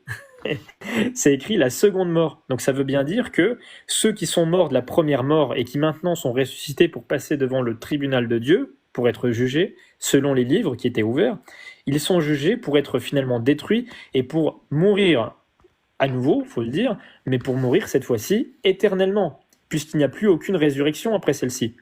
C'est la résurrection des morts en Christ, c'est au moment où Jésus revient. Ça, ce sont ceux qui sont sauvés.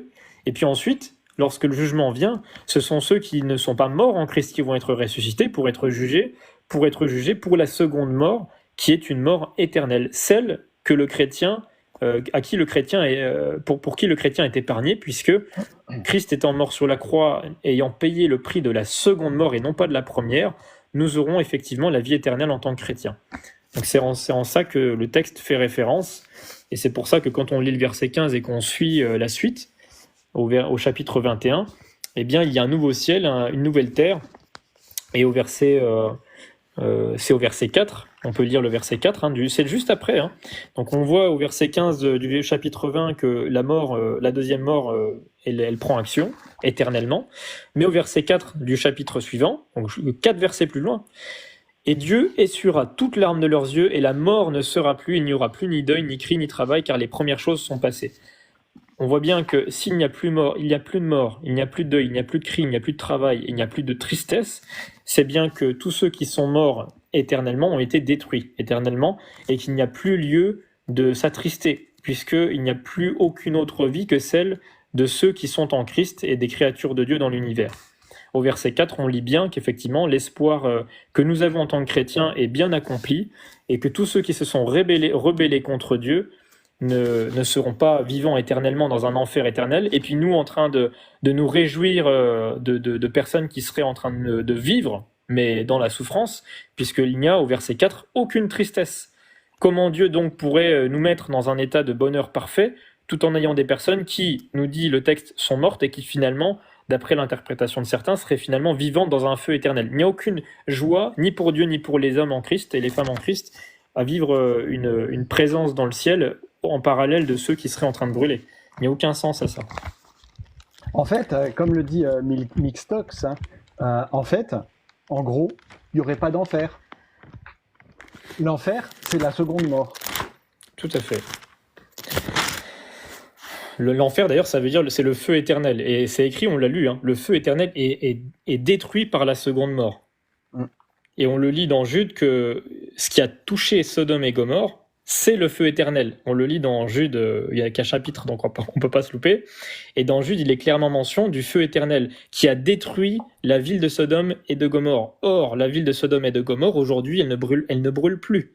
Donc on comprend bien que ce sont les conséquences du feu qui sont éternelles, mais pas le feu qui est lui-même éternel en soi avec la personne qui est dedans. Ce sont les conséquences qui sont éternelles. On a aussi un passage que je trouve très intéressant sur l'état des morts et même de l'enfer. On englobe tout, même le sabbat. On va avoir les trois notions en 2 versets.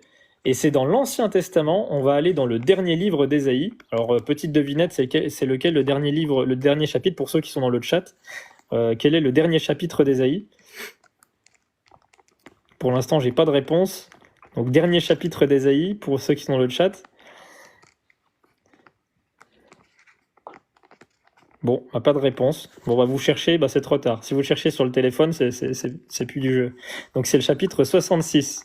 Et au chapitre 66 du livre d'Ésaïe, on va lire au verset 22 jusqu'à 24, si peut-être Manu tu veux lire. 22 à 24 au Ésaïe, chapitre 66, verset 22 à 24. 24. 22 à 24. Ouais. 22 à 24 ou 22 et 24? 22 jusqu'à 24. Ok. Chef, Ésaïe 66, 22 à 24. Car, comme les nouveaux cieux et la nouvelle terre que je vais créer subsisteront devant moi, dit l'Éternel, ainsi subsisteront votre postérité et votre nom. À chaque nouvelle lune et à chaque sabbat, toute chair viendra se prosterner devant moi, dit l'Éternel. Et quand on sortira, on verra les cadavres des hommes qui se sont rebellés contre moi, car leur ver ne mourra pas, leur feu ne s'éteindra pas, ils seront pour toute chair un objet d'horreur. C'est très fort. Là, Dieu nous dit que les nouveaux cieux, lorsqu'il va les créer, il le dit, je vais créer ces nouveaux cieux, et on viendra se prosterner devant Dieu de sabbat en sabbat et de mois en mois. Et c'est aussi écrit que l'on verra les cadavres des hommes. Alors les cadavres, ils vont périr à un moment donné, on ne les verra plus, mais on verra les cadavres des hommes qui se sont rebellés contre Dieu. On ne verra pas des hommes en train de brûler dans l'enfer, hein. On verra des cadavres. Les cadavres, c'est quoi? C'est un corps en décomposition. Ce n'est pas du tout une personne en train de vivre éternellement dans le feu. Donc là, encore une fois, on voit même dans le texte qu'on vient de lire, dans Ésaïe 66, qu'il n'est pas question d'un enfer éternel, mais d'une mort éternelle. Voilà, tout simplement. Bonne soirée Esther, oui.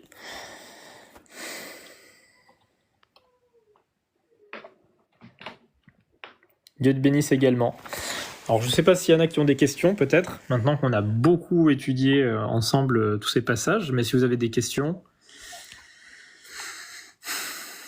Alors il y a une question pour Manu. Je vais bien, grâce à Dieu, toujours. Grâce à Dieu. Bonne soirée Esther. Bonne soirée Esther. Alors s'il n'y a pas de questions, est-ce qu'il y a des sujets que vous souhaiteriez qu'on puisse présenter, les prochains lives qu'on pourrait faire? Alors il y a quelqu'un qui fait référence à Lazare et Lich. Est-ce qu'on y fait un petit tour vite fait, la parabole? Oui, on peut, oui, bien sûr. Alors, le symbolisme est assez intéressant. Tout à fait. Luc 16.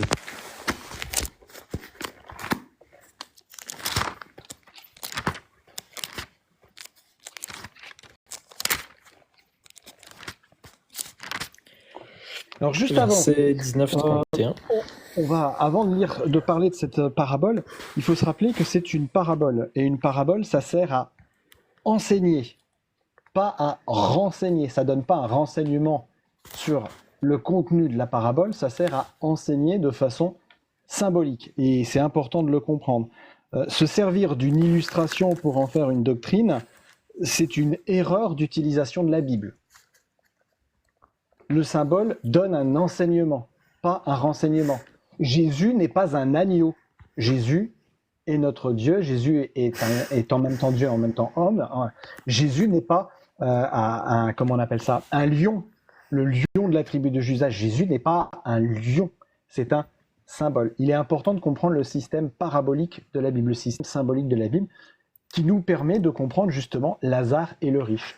Et si tu veux en parler maintenant, Alex. Bien sûr, oui. Et puis pour aller encore plus loin de ce que tu dis, Satan n'est pas un dragon rouge avec des ailes et des flammes qui sortent de sa gueule immense de dragon. Et évidemment, tous les symboles que nous avons, D'ailleurs, alors, sur ce que dit Jésus dans les paraboles, et on va la lire, cette parabole, mais quand il est question des paraboles, Jésus va être assez clair. Il dira aux apôtres, à eux je parle en parabole, mais à vous je ne vous parle pas en parabole, parce que vous êtes censés comprendre. Si d'ailleurs je vais lire le passage, si tu peux chercher ce passage en attendant, Manu, je ne sais pas si tu peux le trouver, tu sais, où Jésus dit clairement justement qu'il ne parle pas en parabole aux apôtres, si ça te parle. Oh. Tu vois de quel verset je Oui. parle ou... Alors je vais lire en attendant la parabole en question. Donc à partir du verset 19. Donc, il y avait un homme riche qui se vêtait de pourpre et de fin lin et qui se traitait chaque jour magnifiquement. Il y avait aussi un pauvre nommé Lazare qui était couché à sa porte, couvert d'ulcères. Il désirait se rassasier de ces miettes qui tombaient de la table du riche, et les chiens même venaient lécher ses ulcères. Or, il arriva que le pauvre mourut, et il fut porté par les anges dans le sein d'Abraham. Le riche mourut aussi et fut enseveli. Et étant en enfer, dans les tourments, il leva les yeux et vit de loin Abraham et Lazare dans son sein. Et s'écriant, il dit, « Père Abraham, aie pitié de moi et envoie Lazare afin qu'il trempe dans l'eau le bout de son doigt pour que je rafraîchisse ma langue. Car je suis extrêmement tourmenté dans cette flamme. » Mais Abraham répondit, « Mon fils, souviens-toi que tu as eu tes biens pendant ta vie et que Lazare y a eu des maux. » MAUX. Maintenant, il est consolé et toi, tu es dans les tourments. Outre cela, il y a un grand abîme entre vous et nous, de sorte que ceux qui voudraient passer d'ici à vous ne le peuvent, non plus que ceux qui voudraient traverser de là jusqu'à nous ne le peuvent non plus. Et le riche dit, « Je te prie donc, Père Abraham, d'envoyer Lazare dans la maison de mon père, j'ai 5 frères, pour leur attester ces choses, de peur qu'ils ne viennent aussi dans ce lieu de tourment. » Abraham lui répondit, « Ils ont Moïse et les prophètes, qu'ils les écoutent. » Le riche dit, « Non, Père Abraham, mais si quelqu'un des morts va vers eux, ils se repentiront. » Et Abraham lui dit, « S'ils n'écoutent pas Moïse et les prophètes, ils ne seraient pas non plus persuadés quand même l'un des morts ressusciterait. » Voilà. Donc d'ailleurs, à la fin, on voit bien qu'il n'y a pas de résurrection, quand bien même les morts ressusciteraient. C'est une image, encore une fois. Alors, il y a plusieurs choses à dire là-dessus, mais la première, c'est quoi? C'est que Luc est rempli de paraboles, et d'ailleurs, le chapitre 16, il ne commence pas par cette parabole, il commence déjà par une autre parabole, celle de l'économe infidèle. Voilà, au début, au verset 1, on dit « Jésus disait aussi à ses disciples, un homme riche avait un économe qui fut accusé devant lui de lui dissiper son bien. Et l'ayant fait venir, il lui dit « Qu'est-ce que j'entends dire de toi ? Rends compte de ton administration, car tu ne pourras plus administrer mon bien. » Bon, je vais pas relire toute la parabole, mais tout le long, là, c'en est une qu'on venait d'entamer, en plus de la première, et il y en a tout le long du livre de Luc. Donc pourquoi il est question de ça? Parce que Jésus parle en parabole tout le long, quasiment, du livre de Luc, et ces paraboles-là, il faut bien prendre en compte, si vous les lisez toutes, vous verrez qu'elles ne sont pas des paraboles qui ont réellement lieu. En tout cas, il y en a qui peuvent avoir lieu, mais ce sont des images. Tout le long des paraboles, on y retrouve des images, et des images que Jésus va utiliser pour justement donner un sens à son message auprès de ses auditeurs. En l'occurrence, là, il est question de dire que lorsque sur Terre, parce que la parabole nous fait comprendre ça, il y a quand même un message dedans. La parabole nous fait comprendre que lorsque nous sommes sur Terre et que nous avons nos biens, que nous sommes donc en capacité de prendre des responsabilités, des décisions bonnes ou mauvaises, ça rejoint ce que dit Ecclésiaste, chapitre 12, dans les versets 14 et 15, il nous dit, la conclusion de ce discours, c'est que tout homme sera jugé en fonction de ce qu'il a fait de bien ou de mal, donc garder les commandements de Dieu. C'est ça que ça veut dire. Cette parabole nous fait simplement comprendre que lorsque nous sommes sur Terre, nous n'avons que notre vie sur Terre pour décider de vers qui nous voulons aller à la fin de notre vie, c'est-à-dire durant notre vie jusqu'à la fin, soit vers Dieu, soit vers Satan. Là, en l'occurrence, la richesse, l'amour de la richesse, c'était du côté de Satan, et Abraham, lui, de son côté, eh bien, il était du côté de Dieu. Donc effectivement, lorsque l'un va être détruit dans l'enfer éternel et l'autre pour la vie éternelle, eh bien il n'y aura plus possibilité de changer le cours des choses, ce sera trop tard. C'est ce qu'on retrouve dans ce passage-là. Donc effectivement, c'est une parabole, mais c'est une image qui, si elle devait être littérale, et je m'arrêterai là, si elle devrait être littérale, cette image, cette parabole, eh bien, on répète ce qu'on a dit tout à l'heure, c'est que tous les autres passages de la Bible, autant l'Ancien que le Nouveau Testament, se contrediraient totalement à cause de cette parabole-là. C'est ça qu'il faut quand même prendre en compte, c'est qu'on a plein de passages qui nous disent que lorsque nous mourrons, c'est terminé, l'homme est par terre, il est couché, il retourne à la poussière, son esprit n'est plus présent, il n'y a plus rien. Il n'est pas coupé en deux entre son corps et son esprit, comme beaucoup le croient, c'est pas écrit ça. Il n'y a plus de sagesse, il n'y a plus rien dans le sépulcre, dans le séjour des morts, et il n'est pas écrit que l'esprit irait ailleurs, pas du tout. C'est terminé, et donc Paul confirme toujours encore une fois que c'est quand Jésus revient que les morts ressusciteront. Donc cette parabole ne peut pas contredire l'intégralité de la Bible. Quand Jésus la donne, c'est comme pour les autres paraboles, c'est une image. Et puis, il y aurait quelques incohérences. Si on part du principe que c'est l'âme de Lazare et l'âme du riche, mais à ce moment-là, comment ça se fait qu'ils ont une langue, qu'ils ont des yeux, et que l'un demande à l'autre de lui tremper son doigt dans l'eau pour lui amener... Oui, en plus, c'est vrai. Si c'est une âme, il n'a pas besoin d'eau. C'est une incohérence dans ce cas-là. Et puis, tout à fait.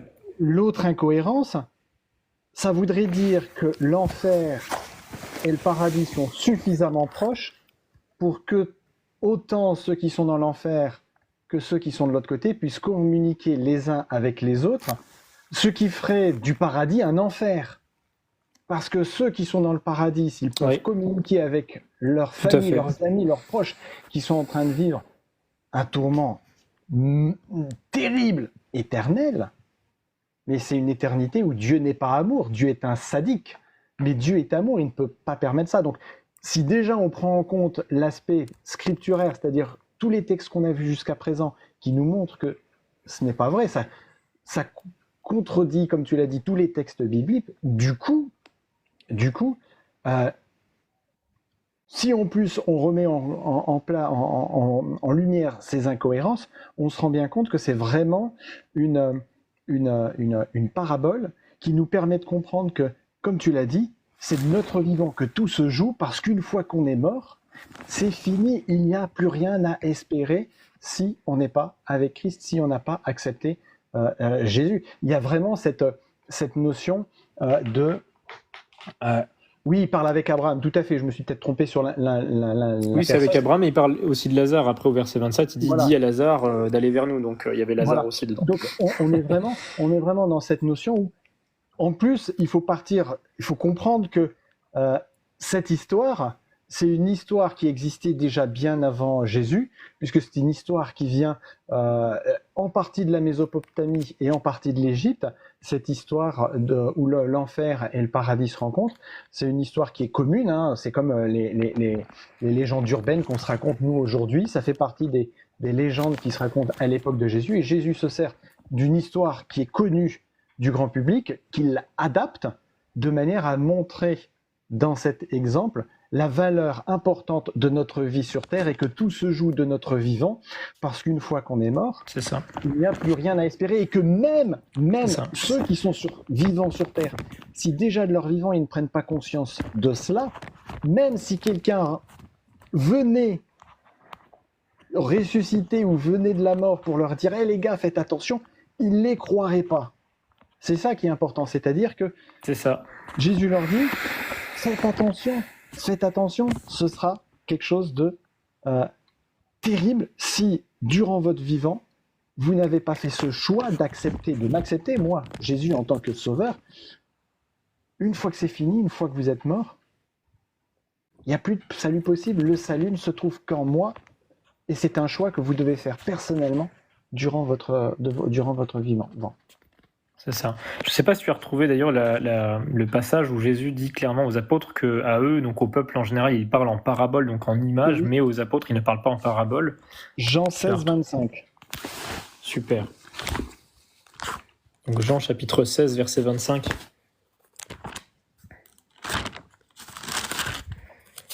Du coup, le diable, pendant que tu le cherches, le diable ne sera pas en enfer physique, mais sera poussière. Effectivement, à la fin, la dernière mort, le diable est détruit. Le diable, c'est la dernière entité malsaine, pécheresse, mauvaise, qui est détruite C'est pour ça que le dernier ennemi qui est détruit, c'est la mort, parce que Satan est l'auteur de la mort.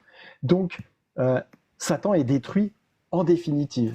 Lorsque Satan ne sera pas poussière parce que il n'est pas de chair et de sang, c'est un esprit, mais en définitive, à la fin, Satan est détruit après que tous ceux qui ont refusé Christ comme leur sauveur, au lieu d'avoir la vie éternelle, ils ont la destruction éternelle. Voilà. Lis, si tu veux, Jean 16, Oui. 25. Alors c'est écrit, je vous ai dit ces choses en parabole, mais le temps vient que je ne vous parlerai plus en parabole, mais je vous parlerai ouvertement du Père. Alors il y avait aussi un autre passage où il me semble que quand Jésus parle directement aux apôtres, il leur dit, à vous je ne vous parle pas en parabole. Ah, d'accord, je crois que c'était celui-là. Alors on pourra le retrouver peut-être après, mais il est important je trouve parce que alors, on va essayer de le retrouver après. Au pire des cas, voilà, on essaiera de le rechercher pour une prochaine fois. Puis s'il y en a qui dans le chat connaissent ce passage, n'hésitez pas à nous donner la référence. C'est lorsque donc Jésus parle aux apôtres pour leur dire qu'à eux, il ne parle pas en parabole. Donc pour ceux qui sont des bons connaisseurs de la Bible, vous devriez pouvoir assez facilement le trouver. C'est important parce que justement, les paraboles que Jésus va utiliser, ce sont des images, encore une fois, mais qui ne sont que des images symboliques, qui n'ont pas d'effet littéral pour la plupart d'entre elles, et qui donc ne peuvent pas être utilisées pour contredire d'autres passages. D'ailleurs, c'est pour ça qu'on voulait prendre ce passage où Jésus dit clairement qu'il ne parle pas en parabole à ses enfants, à ses disciples, parce qu'en fait, ils n'ont pas besoin de recevoir des images un peu, entre guillemets, abstraites, comme on a pu le lire avec Abraham et le riche, puisque les disciples connaissent déjà Jésus-Christ.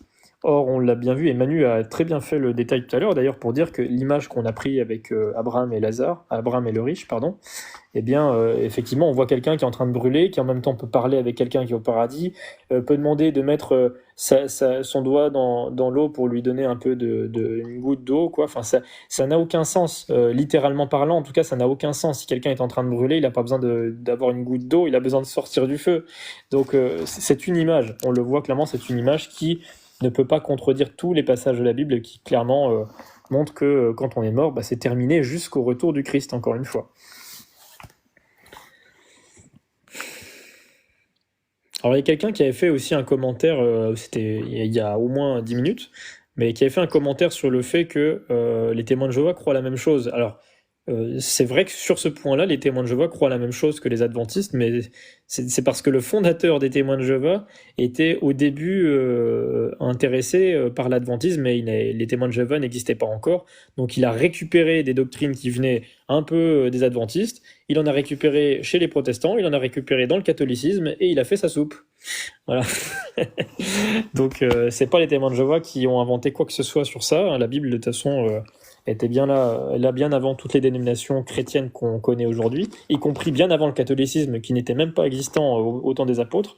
Ce sera l'objet certainement d'un autre débat, d'un autre live, mais ils n'ont rien apporté au sujet des doctrines dans lesquelles on croit déjà depuis bien plus longtemps. Et oui, je suis d'accord avec toi, Mixtox, ils ne sont pas chrétiens, puisqu'ils ne croient pas que Jésus-Christ est Seigneur et Sauveur et divin. Tout à fait. En tout cas, s'il y a des questions, n'hésitez pas. Peut-être que, je sais pas combien de temps encore, Manu, toi tu souhaiterais rester, sinon, sur le live Écoute, j'ai dû mettre mes écouteurs, du coup je peux pas charger mon téléphone. Je serai bientôt à court de batterie. Donc, d'accord. Ce sera un peu compliqué de rester encore trop longtemps, mais je vois qu'il y a une question. Existait-il une personne qui a pu prouver la vie après la mort ? Jésus. Jésus-Christ. Si nous croyons qu'il est ressuscité, ça c'est par la foi. Voilà, après c'est pareil pour Lazare du coup, puisque Jésus a ressuscité Lazare. Ah oui, lui, par contre, il fallait être présent, mais ceux qui étaient présents, ils ont eu de la chance, ils l'ont vu ressusciter, effectivement. Voilà. C'est un argument circulaire. Disons que historiquement, on sait que Jésus a existé, qu'il est mort, et qu'à un moment donné, il est ressuscité. Et personne n'a pu le contredire jusqu'à présent.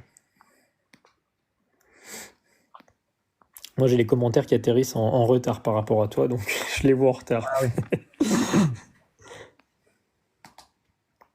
Mais après, il faut se rappeler une chose, c'est que la Bible n'est pas là pour amener une preuve euh, ce n'est pas un livre scientifique qui va expliquer.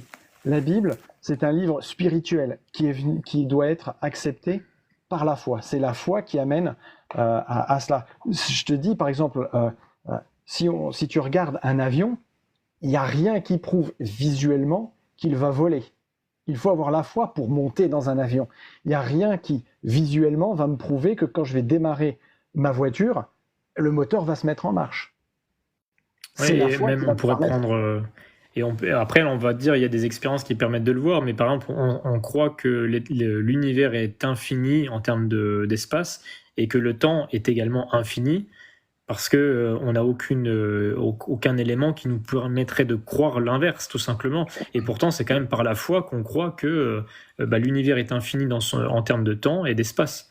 Donc là aussi, c'est par la foi. C'est aussi par la foi, il faut le dire, que des pseudo-scientifiques s'imaginent qu'on descend du macaque. Et ben ça, c'est pareil, c'est ridicule, mais c'est par la foi quand même qu'ils y croient, puisque personne n'a vu un singe devenir un homme jusqu'à preuve du contraire. Donc beaucoup de choses sont aussi par la foi lorsqu'il est question de croyance. Et d'ailleurs, en France, ce qui est intéressant de dire aussi, c'est que la foi en Jésus-Christ et dans la parole de Dieu est beaucoup plus fondée par rapport à ce qui était écrit des centaines d'années avant que Jésus-Christ n'arrive que ce qu'on entend aujourd'hui comme fausse croyance. Même l'astrologie, en France, c'est très répandu. Quand quelqu'un va s'habiller de telle couleur par rapport à ce qui est dit sur tel signe de l'horoscope, c'est bien par la foi qu'ils y croient, qu'ils changent leur habitude vestimentaire à ce moment-là par rapport à ça. Et il y en a beaucoup qui croient à ces bêtises. Voilà, moi je peux dire que c'est des bêtises parce que qui nous dit que ces gens-là connaissent l'avenir et que voilà, c'est toujours par la foi qu'on va croire en des choses qu'on ne peut pas prouver physiquement. Et effectivement, la Bible nous montre des personnes comme Thomas, l'apôtre qui lui voulait voir Jésus, mettre son doigt dans les trous où il avait été crucifié. Eh bien effectivement, il l'a vu, mais Jésus lui dira quand même « Heureux celui qui croira sans avoir vu ». Pourquoi ? Parce que s'il faut qu'à chaque fois que l'on croit en quelque chose, il faut voir la chose, et en fait, on va jamais avancer. On va jamais avancer. Et là, en l'occurrence, on a des textes dans la Bible aussi qui nous montrent que nous pouvons poser notre foi de façon sage sur Dieu, sur le roc Jésus-Christ. Pourquoi ? Parce que dans l'Ancien Testament, il y a à peu près 150 prophéties concernant Jésus-Christ. Dans l'Ancien Testament, plus de 150 prophéties qui parlent du Christ. Je peux en citer quelques-unes, et Manu pourra en citer d'autres certainement. On a Psaume 22, 23, 24 également. On a Ésaïe chapitre 9 et Ésaïe chapitre 53 qui sont très précis, où plus de 800 ans, presque 800 ans avant Jésus-Christ, il était question déjà de Jésus-Christ qui allait venir sur terre, donner sa vie pour le salut de l'humanité. Eh bien, aujourd'hui encore, ces passages qui sont dans l'Ancien Testament, donc dans la Torah pour le monde juif, eh bien, le fait que les Juifs aujourd'hui encore refusent Jésus-Christ tout en ayant l'Ancien Testament, la Torah, c'est une preuve pour nous en tant que chrétiens de dire qu'effectivement, eh bien, Jésus-Christ a bien été prophétisé. Pourquoi ? Parce que les Juifs qui ne croient pas dans le Messie alors qu'ils ont ce livre-là entre leurs mains, avec Ésaïe chapitre 53, prouvent bien que ce n'est pas un texte, Ésaïe 53, qui a été inventé après que Jésus-Christ soit venu pour dire il était prophétisé, puisque les Juifs l'ont depuis bien avant Jésus-Christ, sur sa venue sur terre. Ils l'ont encore aujourd'hui, ils n'y ont pas cru pour la plupart, mais effectivement, il est bien dans leur Torah. Donc on voit bien que notre foi, elle n'est pas basée que sur des choses qui sortent de la croyance, mais c'est aussi sur des textes prophétiques qui ont annoncé comment Jésus viendrait, comment il mourrait et ce qu'il ferait. Et aujourd'hui, d'innombrables témoignages, et je pense que ce sera l'occasion d'autres lives, d'innombrables témoignages permettent de voir à quel point Jésus est vivant, qu'il n'est pas seulement mort et ressuscité il y a 2000 ans, mais qu'il est encore vivant aujourd'hui, qu'il est tout-puissant, et que celui qui l'invite à rentrer dans sa vie, aujourd'hui, dès maintenant, là, pendant ce live, si quelqu'un ressort du live, se met à prier et demande vraiment à Christ d'entrer dans sa vie, et qu'il le fait sincèrement de tout cœur, comme le dit la parole, il verra déjà Jésus agir dans sa vie. J'en ai été témoin dans ma propre vie personnelle depuis près de 15 ans maintenant. Manu pourrait aussi en témoigner. Et on peut dire, aujourd'hui, on peut même dire qu'on est des milliards, parce qu'on est plus de 2 milliards de chrétiens sur Terre. Alors, tous n'ont pas fait l'expérience de rencontrer Christ, mais d'innombrables, déjà centaines de millions, c'est sûr, de chrétiens ont vécu des expériences fortes grâce à Jésus-Christ. Donc, on ne peut pas inventer ces choses-là tous sur toute la Terre. Ce serait ridicule de s'imaginer que on s'est tous fait une réunion pour dire on va inventer la foi en Jésus-Christ. C'est une foi qui est basée sur des choses concrètes mais qui ne se voient pas. Voilà, c'est dans le cœur que ça se passe, c'est dans l'étude de la parole aussi. Et Paul dira, pour finir là-dessus, dans l'Épître aux Romains, que la création même, la nature même, est une preuve en soi. La nature même est une preuve en soi de l'existence de Dieu déjà, puisque toute la création est parfaite. Elle est parfaite au point que même toute la technologie qu'on a, elle est basée sur la création de la nature, mais de façon imparfaite. Pour le coup, la technologie, on prend un MacBook, les puces qui sont dedans, c'est des matériaux, des choses qui sont étudiées dans les fonds marins, qui ont été étudiées pour amener à faire des pièces qui sont des pâles copies de ce qui se passe donc dans les... Je vous laisserai faire vos recherches, mais tout ce qu'on voit en termes de technologie, ce ne sont que des pâles copies de ce que Dieu a déjà créé. Donc si nous on a un cerveau pour créer des choses technologiques, comment on pourrait imaginer que toute la création, la nature, elle serait venue comme ça par hasard? Il y a un philosophe grec qui dit... alors j'aime bien prendre ce passage, je connais pas assez les philosophes grecs, mais au moins ça je l'utilise.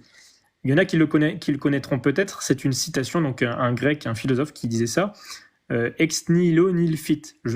Je vais vous l'envoyer si vous voulez après. C'est un passage, c'est une citation grecque, ex nihilo nihil fit, et ça veut dire de rien, rien ne peut sortir.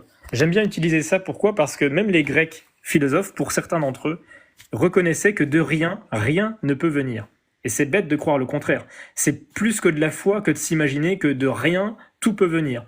Que de l'espace totalement vide, aucune molécule n'aurait pu venir... que tout en tout cas est venu comme ça par hasard, que la Terre est venue par hasard, que l'homme est venu par hasard, et qu'il n'y a pas de divinité, qu'il n'y a pas un esprit tout-puissant derrière tout ça. Donc la foi, elle est basée quand même sur des choses très concrètes quand on regarde la nature. Il y a Johnny qui nous a donné le verset qu'il cherchait, je pense, Matthieu 13, verset 10 à 13. On va le lire et on dira merci Johnny si c'est bon alors. Ouais. Tu peux le lire peut-être ? Alors, Matthieu 13, verset 10 à 13.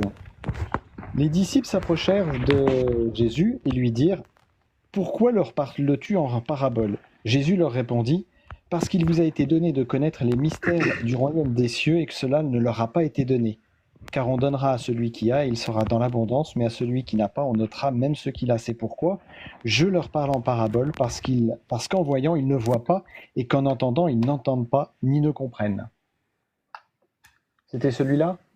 Oui, c'était celui-là exactement. Donc pour bien montrer que les paraboles s'étaient données pour que l'ensemble puisse comprendre des choses, mais que aux apôtres, ils ne parlent pas en paraboles. Alors pour répondre à Roberto, pourquoi lorsque j'ai prié pour que mon père ne meure pas, il ne m'a pas écouté? Écoutez, Dieu n'a jamais dit dans la Bible que lorsque l'on prie Dieu, on peut lui demander à ce que des personnes que l'on aime sur terre ne meurent pas. Vous ne verrez jamais ça dans les textes bibliques, puisque tout homme finit par mourir. Donc vous pouvez prier pour que quelqu'un ne meure pas, ça n'empêchera pas que cette personne va quand même mourir, que ce soit votre père ou une autre personne, puisque le salaire du péché, c'est la mort. Eh bien, quoi bon, on en a parlé tout à l'heure, peut-être que vous n'étiez pas là sur le live tout à l'heure, mais on a partagé le fait qu'en croyant en Jésus-Christ, dans la foi qu'on met en Jésus-Christ, ne nous permet pas de ne pas passer par la première mort, celle à laquelle vous faites référence, auquel on passe tous, c'est-à-dire la mort qui fait que jusqu'au retour du Christ, nous sommes dans la poussière, mais nous avons la foi que lorsque Jésus-Christ revient, parce qu'il a payé pour nos péchés à la croix, nous serons ressuscités éternellement au moment de son retour. C'est ça la foi en Christ. La foi en Christ, ce n'est pas de penser qu'on ne va jamais mourir et qu'on va toujours vivre sur terre. D'ailleurs, c'est pas une bonne chose, je pense, que de vivre sur terre dans le monde dans lequel on est.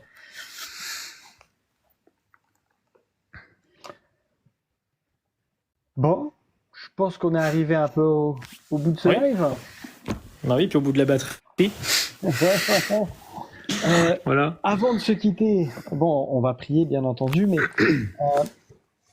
je vous invite à vous abonner à Alex, Esprit Néo. N'hésitez pas à vous abonner à lui.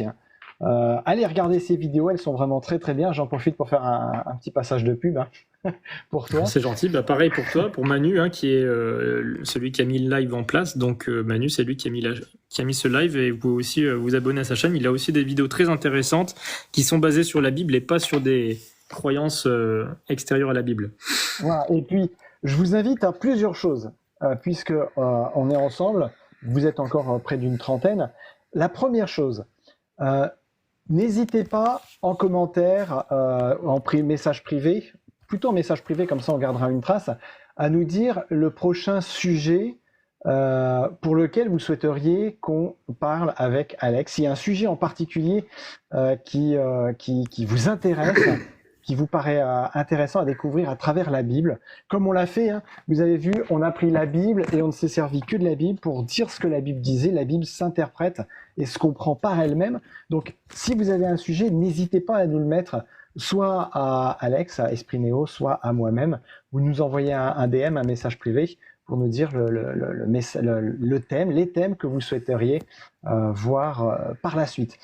Une autre chose, si dans le thème dont on a parlé aujourd'hui sur la mort, vous souhaiteriez aller plus loin, carrément faire une étude biblique, parce que là, c'était une petite étude rapide entre nous, mais vraiment faire une étude plus concrète, plus complète, n'hésitez pas aussi à nous contacter, soit Alex, soit moi-même.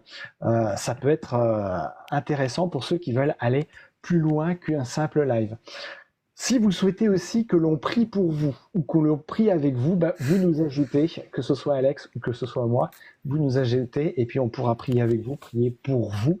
Si vous souhaitez étudier la Bible d'une façon générale, on sera aussi très disposé à le faire. Et si vous avez des questions pour étudier la Bible, la parole de Dieu, aussi pour comprendre la Bible, la parole de Dieu, n'hésitez pas. Alors, on ne va pas prétendre avec Alex qu'on a la connaissance parfaite, la connaissance infuse, toute la connaissance de la Bible, mais si l'Esprit Saint nous le permet, eh bien nous serons ravis de pouvoir répondre à vos questions selon ce que la Bible dira au travers de ce que l'Esprit Saint nous révélera de sa parole. Voilà.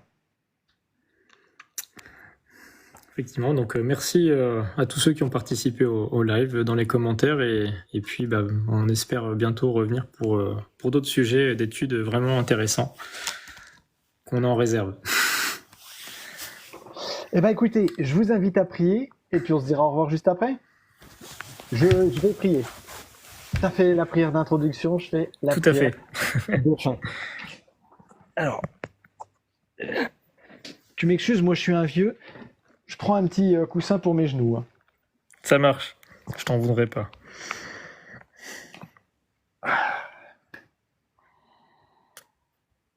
Papa du ciel, Père éternel,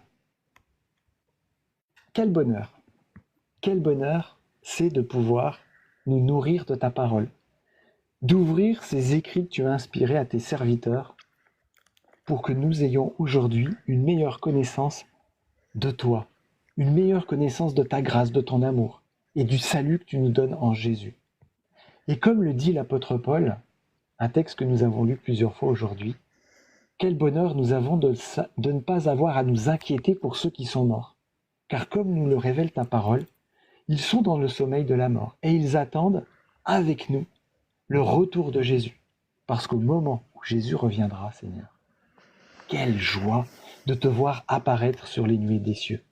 Et si notre espérance ce soir est à Alex et à moi, et nous voudrions que ce soit l'espérance de tous ceux qui sont passés sur ce live, ceux qui sont encore présents sur ce live, qu'au jour du retour de Jésus, ceux qui se sont endormis avec la certitude d'être un enfant de Dieu, et ceux qui sont restés vivants, ensemble, au moment où Jésus reviendra, ils soient tous réunis pour passer l'éternité avec toi, Seigneur. Et nous voulons en faire partie, Seigneur. Nous avons la certitude qu'en Jésus se trouve le salut, non pas que nous ayons un quelconque mérite, mais parce que Jésus, par sa vie parfaite, son sacrifice et sa résurrection, nous offre ses mérites, et qu'en les saisissant par la foi, nous accédons à l'éternité que tu nous offres. Loué sois-tu, Seigneur, parce que le salaire du péché nous amène à la mort éternelle. Mais par Jésus-Christ, nous obtenons la vie éternelle. Je suis le chemin, la vérité et la vie, nous a dit Jésus. Et c'est un chemin merveilleux. Certes, semé d'embûches, parce que cette vie sur cette terre n'est pas un long fleuve tranquille. Mais Seigneur, tu nous as promis qu'à chaque instant de notre existence, tu ne nous abandonnerais jamais. Et que s'il y a des difficultés, des tentations ou des épreuves, tu nous donnais la force. Car sans toi, nous ne pouvons rien faire. C'est toi qui nous donnes la force de pouvoir surmonter chaque épreuve, chaque tentation. Et qu'avec toi, main dans la main, parce que nous pouvons tout par Christ qui nous fortifie, nous avons l'assurance de la victoire. Nous avons l'assurance du triomphe et nous avons l'assurance de la vie éternelle. S'il y a une seule chose, Seigneur, que je te demande de permettre à tous ceux qui sont passés sur ce live aujourd'hui, ce soir, c'est qu'ils retiennent que la vie éternelle, c'est de te connaître, toi le seul vrai Dieu, et Jésus-Christ que tu as envoyé, qui est l'auteur de la vie et l'auteur de la vie éternelle. Il n'y a que ça à retenir. Jésus-Christ est la vie éternelle, et en lui, nous l'obtenons, nous aussi.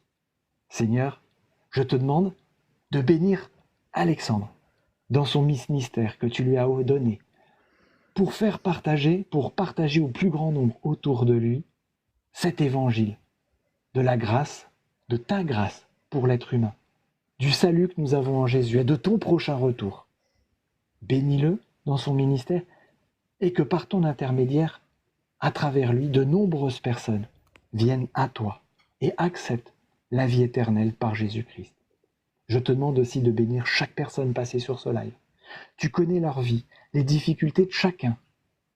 Et Seigneur, je sais que tu as une attention particulière pour chacun d'entre nous. Alors selon ta volonté, donne à chacun selon ce que tu juges être le meilleur. Moi, je ne suis pas toi. Je sais que ta providence est merveilleuse. Tu es un Dieu miséricordieux, lent à la colère, riche en bonté et compatissant. Alors que tes bénédictions soient déversées selon ce que tu sauras être le meilleur. Et que la gloire te soit rendue au siècle des siècles, Seigneur. Car tu es Dieu et il n'y en a pas d'autre. Que la gloire te soit rendue, Seigneur, parce que nos prières sont exaucées. Non pas que nous ayons un quelconque mérite, mais parce que c'est par le nom puissant de Jésus-Christ de Nazareth, par ses mérites, qu'elle monte vers toi, présentée devant ton trône de la grâce. Je veux te louer pour cela, Seigneur. Parce qu'au nom de Jésus, nous qui sommes réunis, qui croyons en toi et qui acceptons Jésus, nous te disons avec ferveur, avec amour et avec foi. Amen. Alors Amen. Amen. Amen.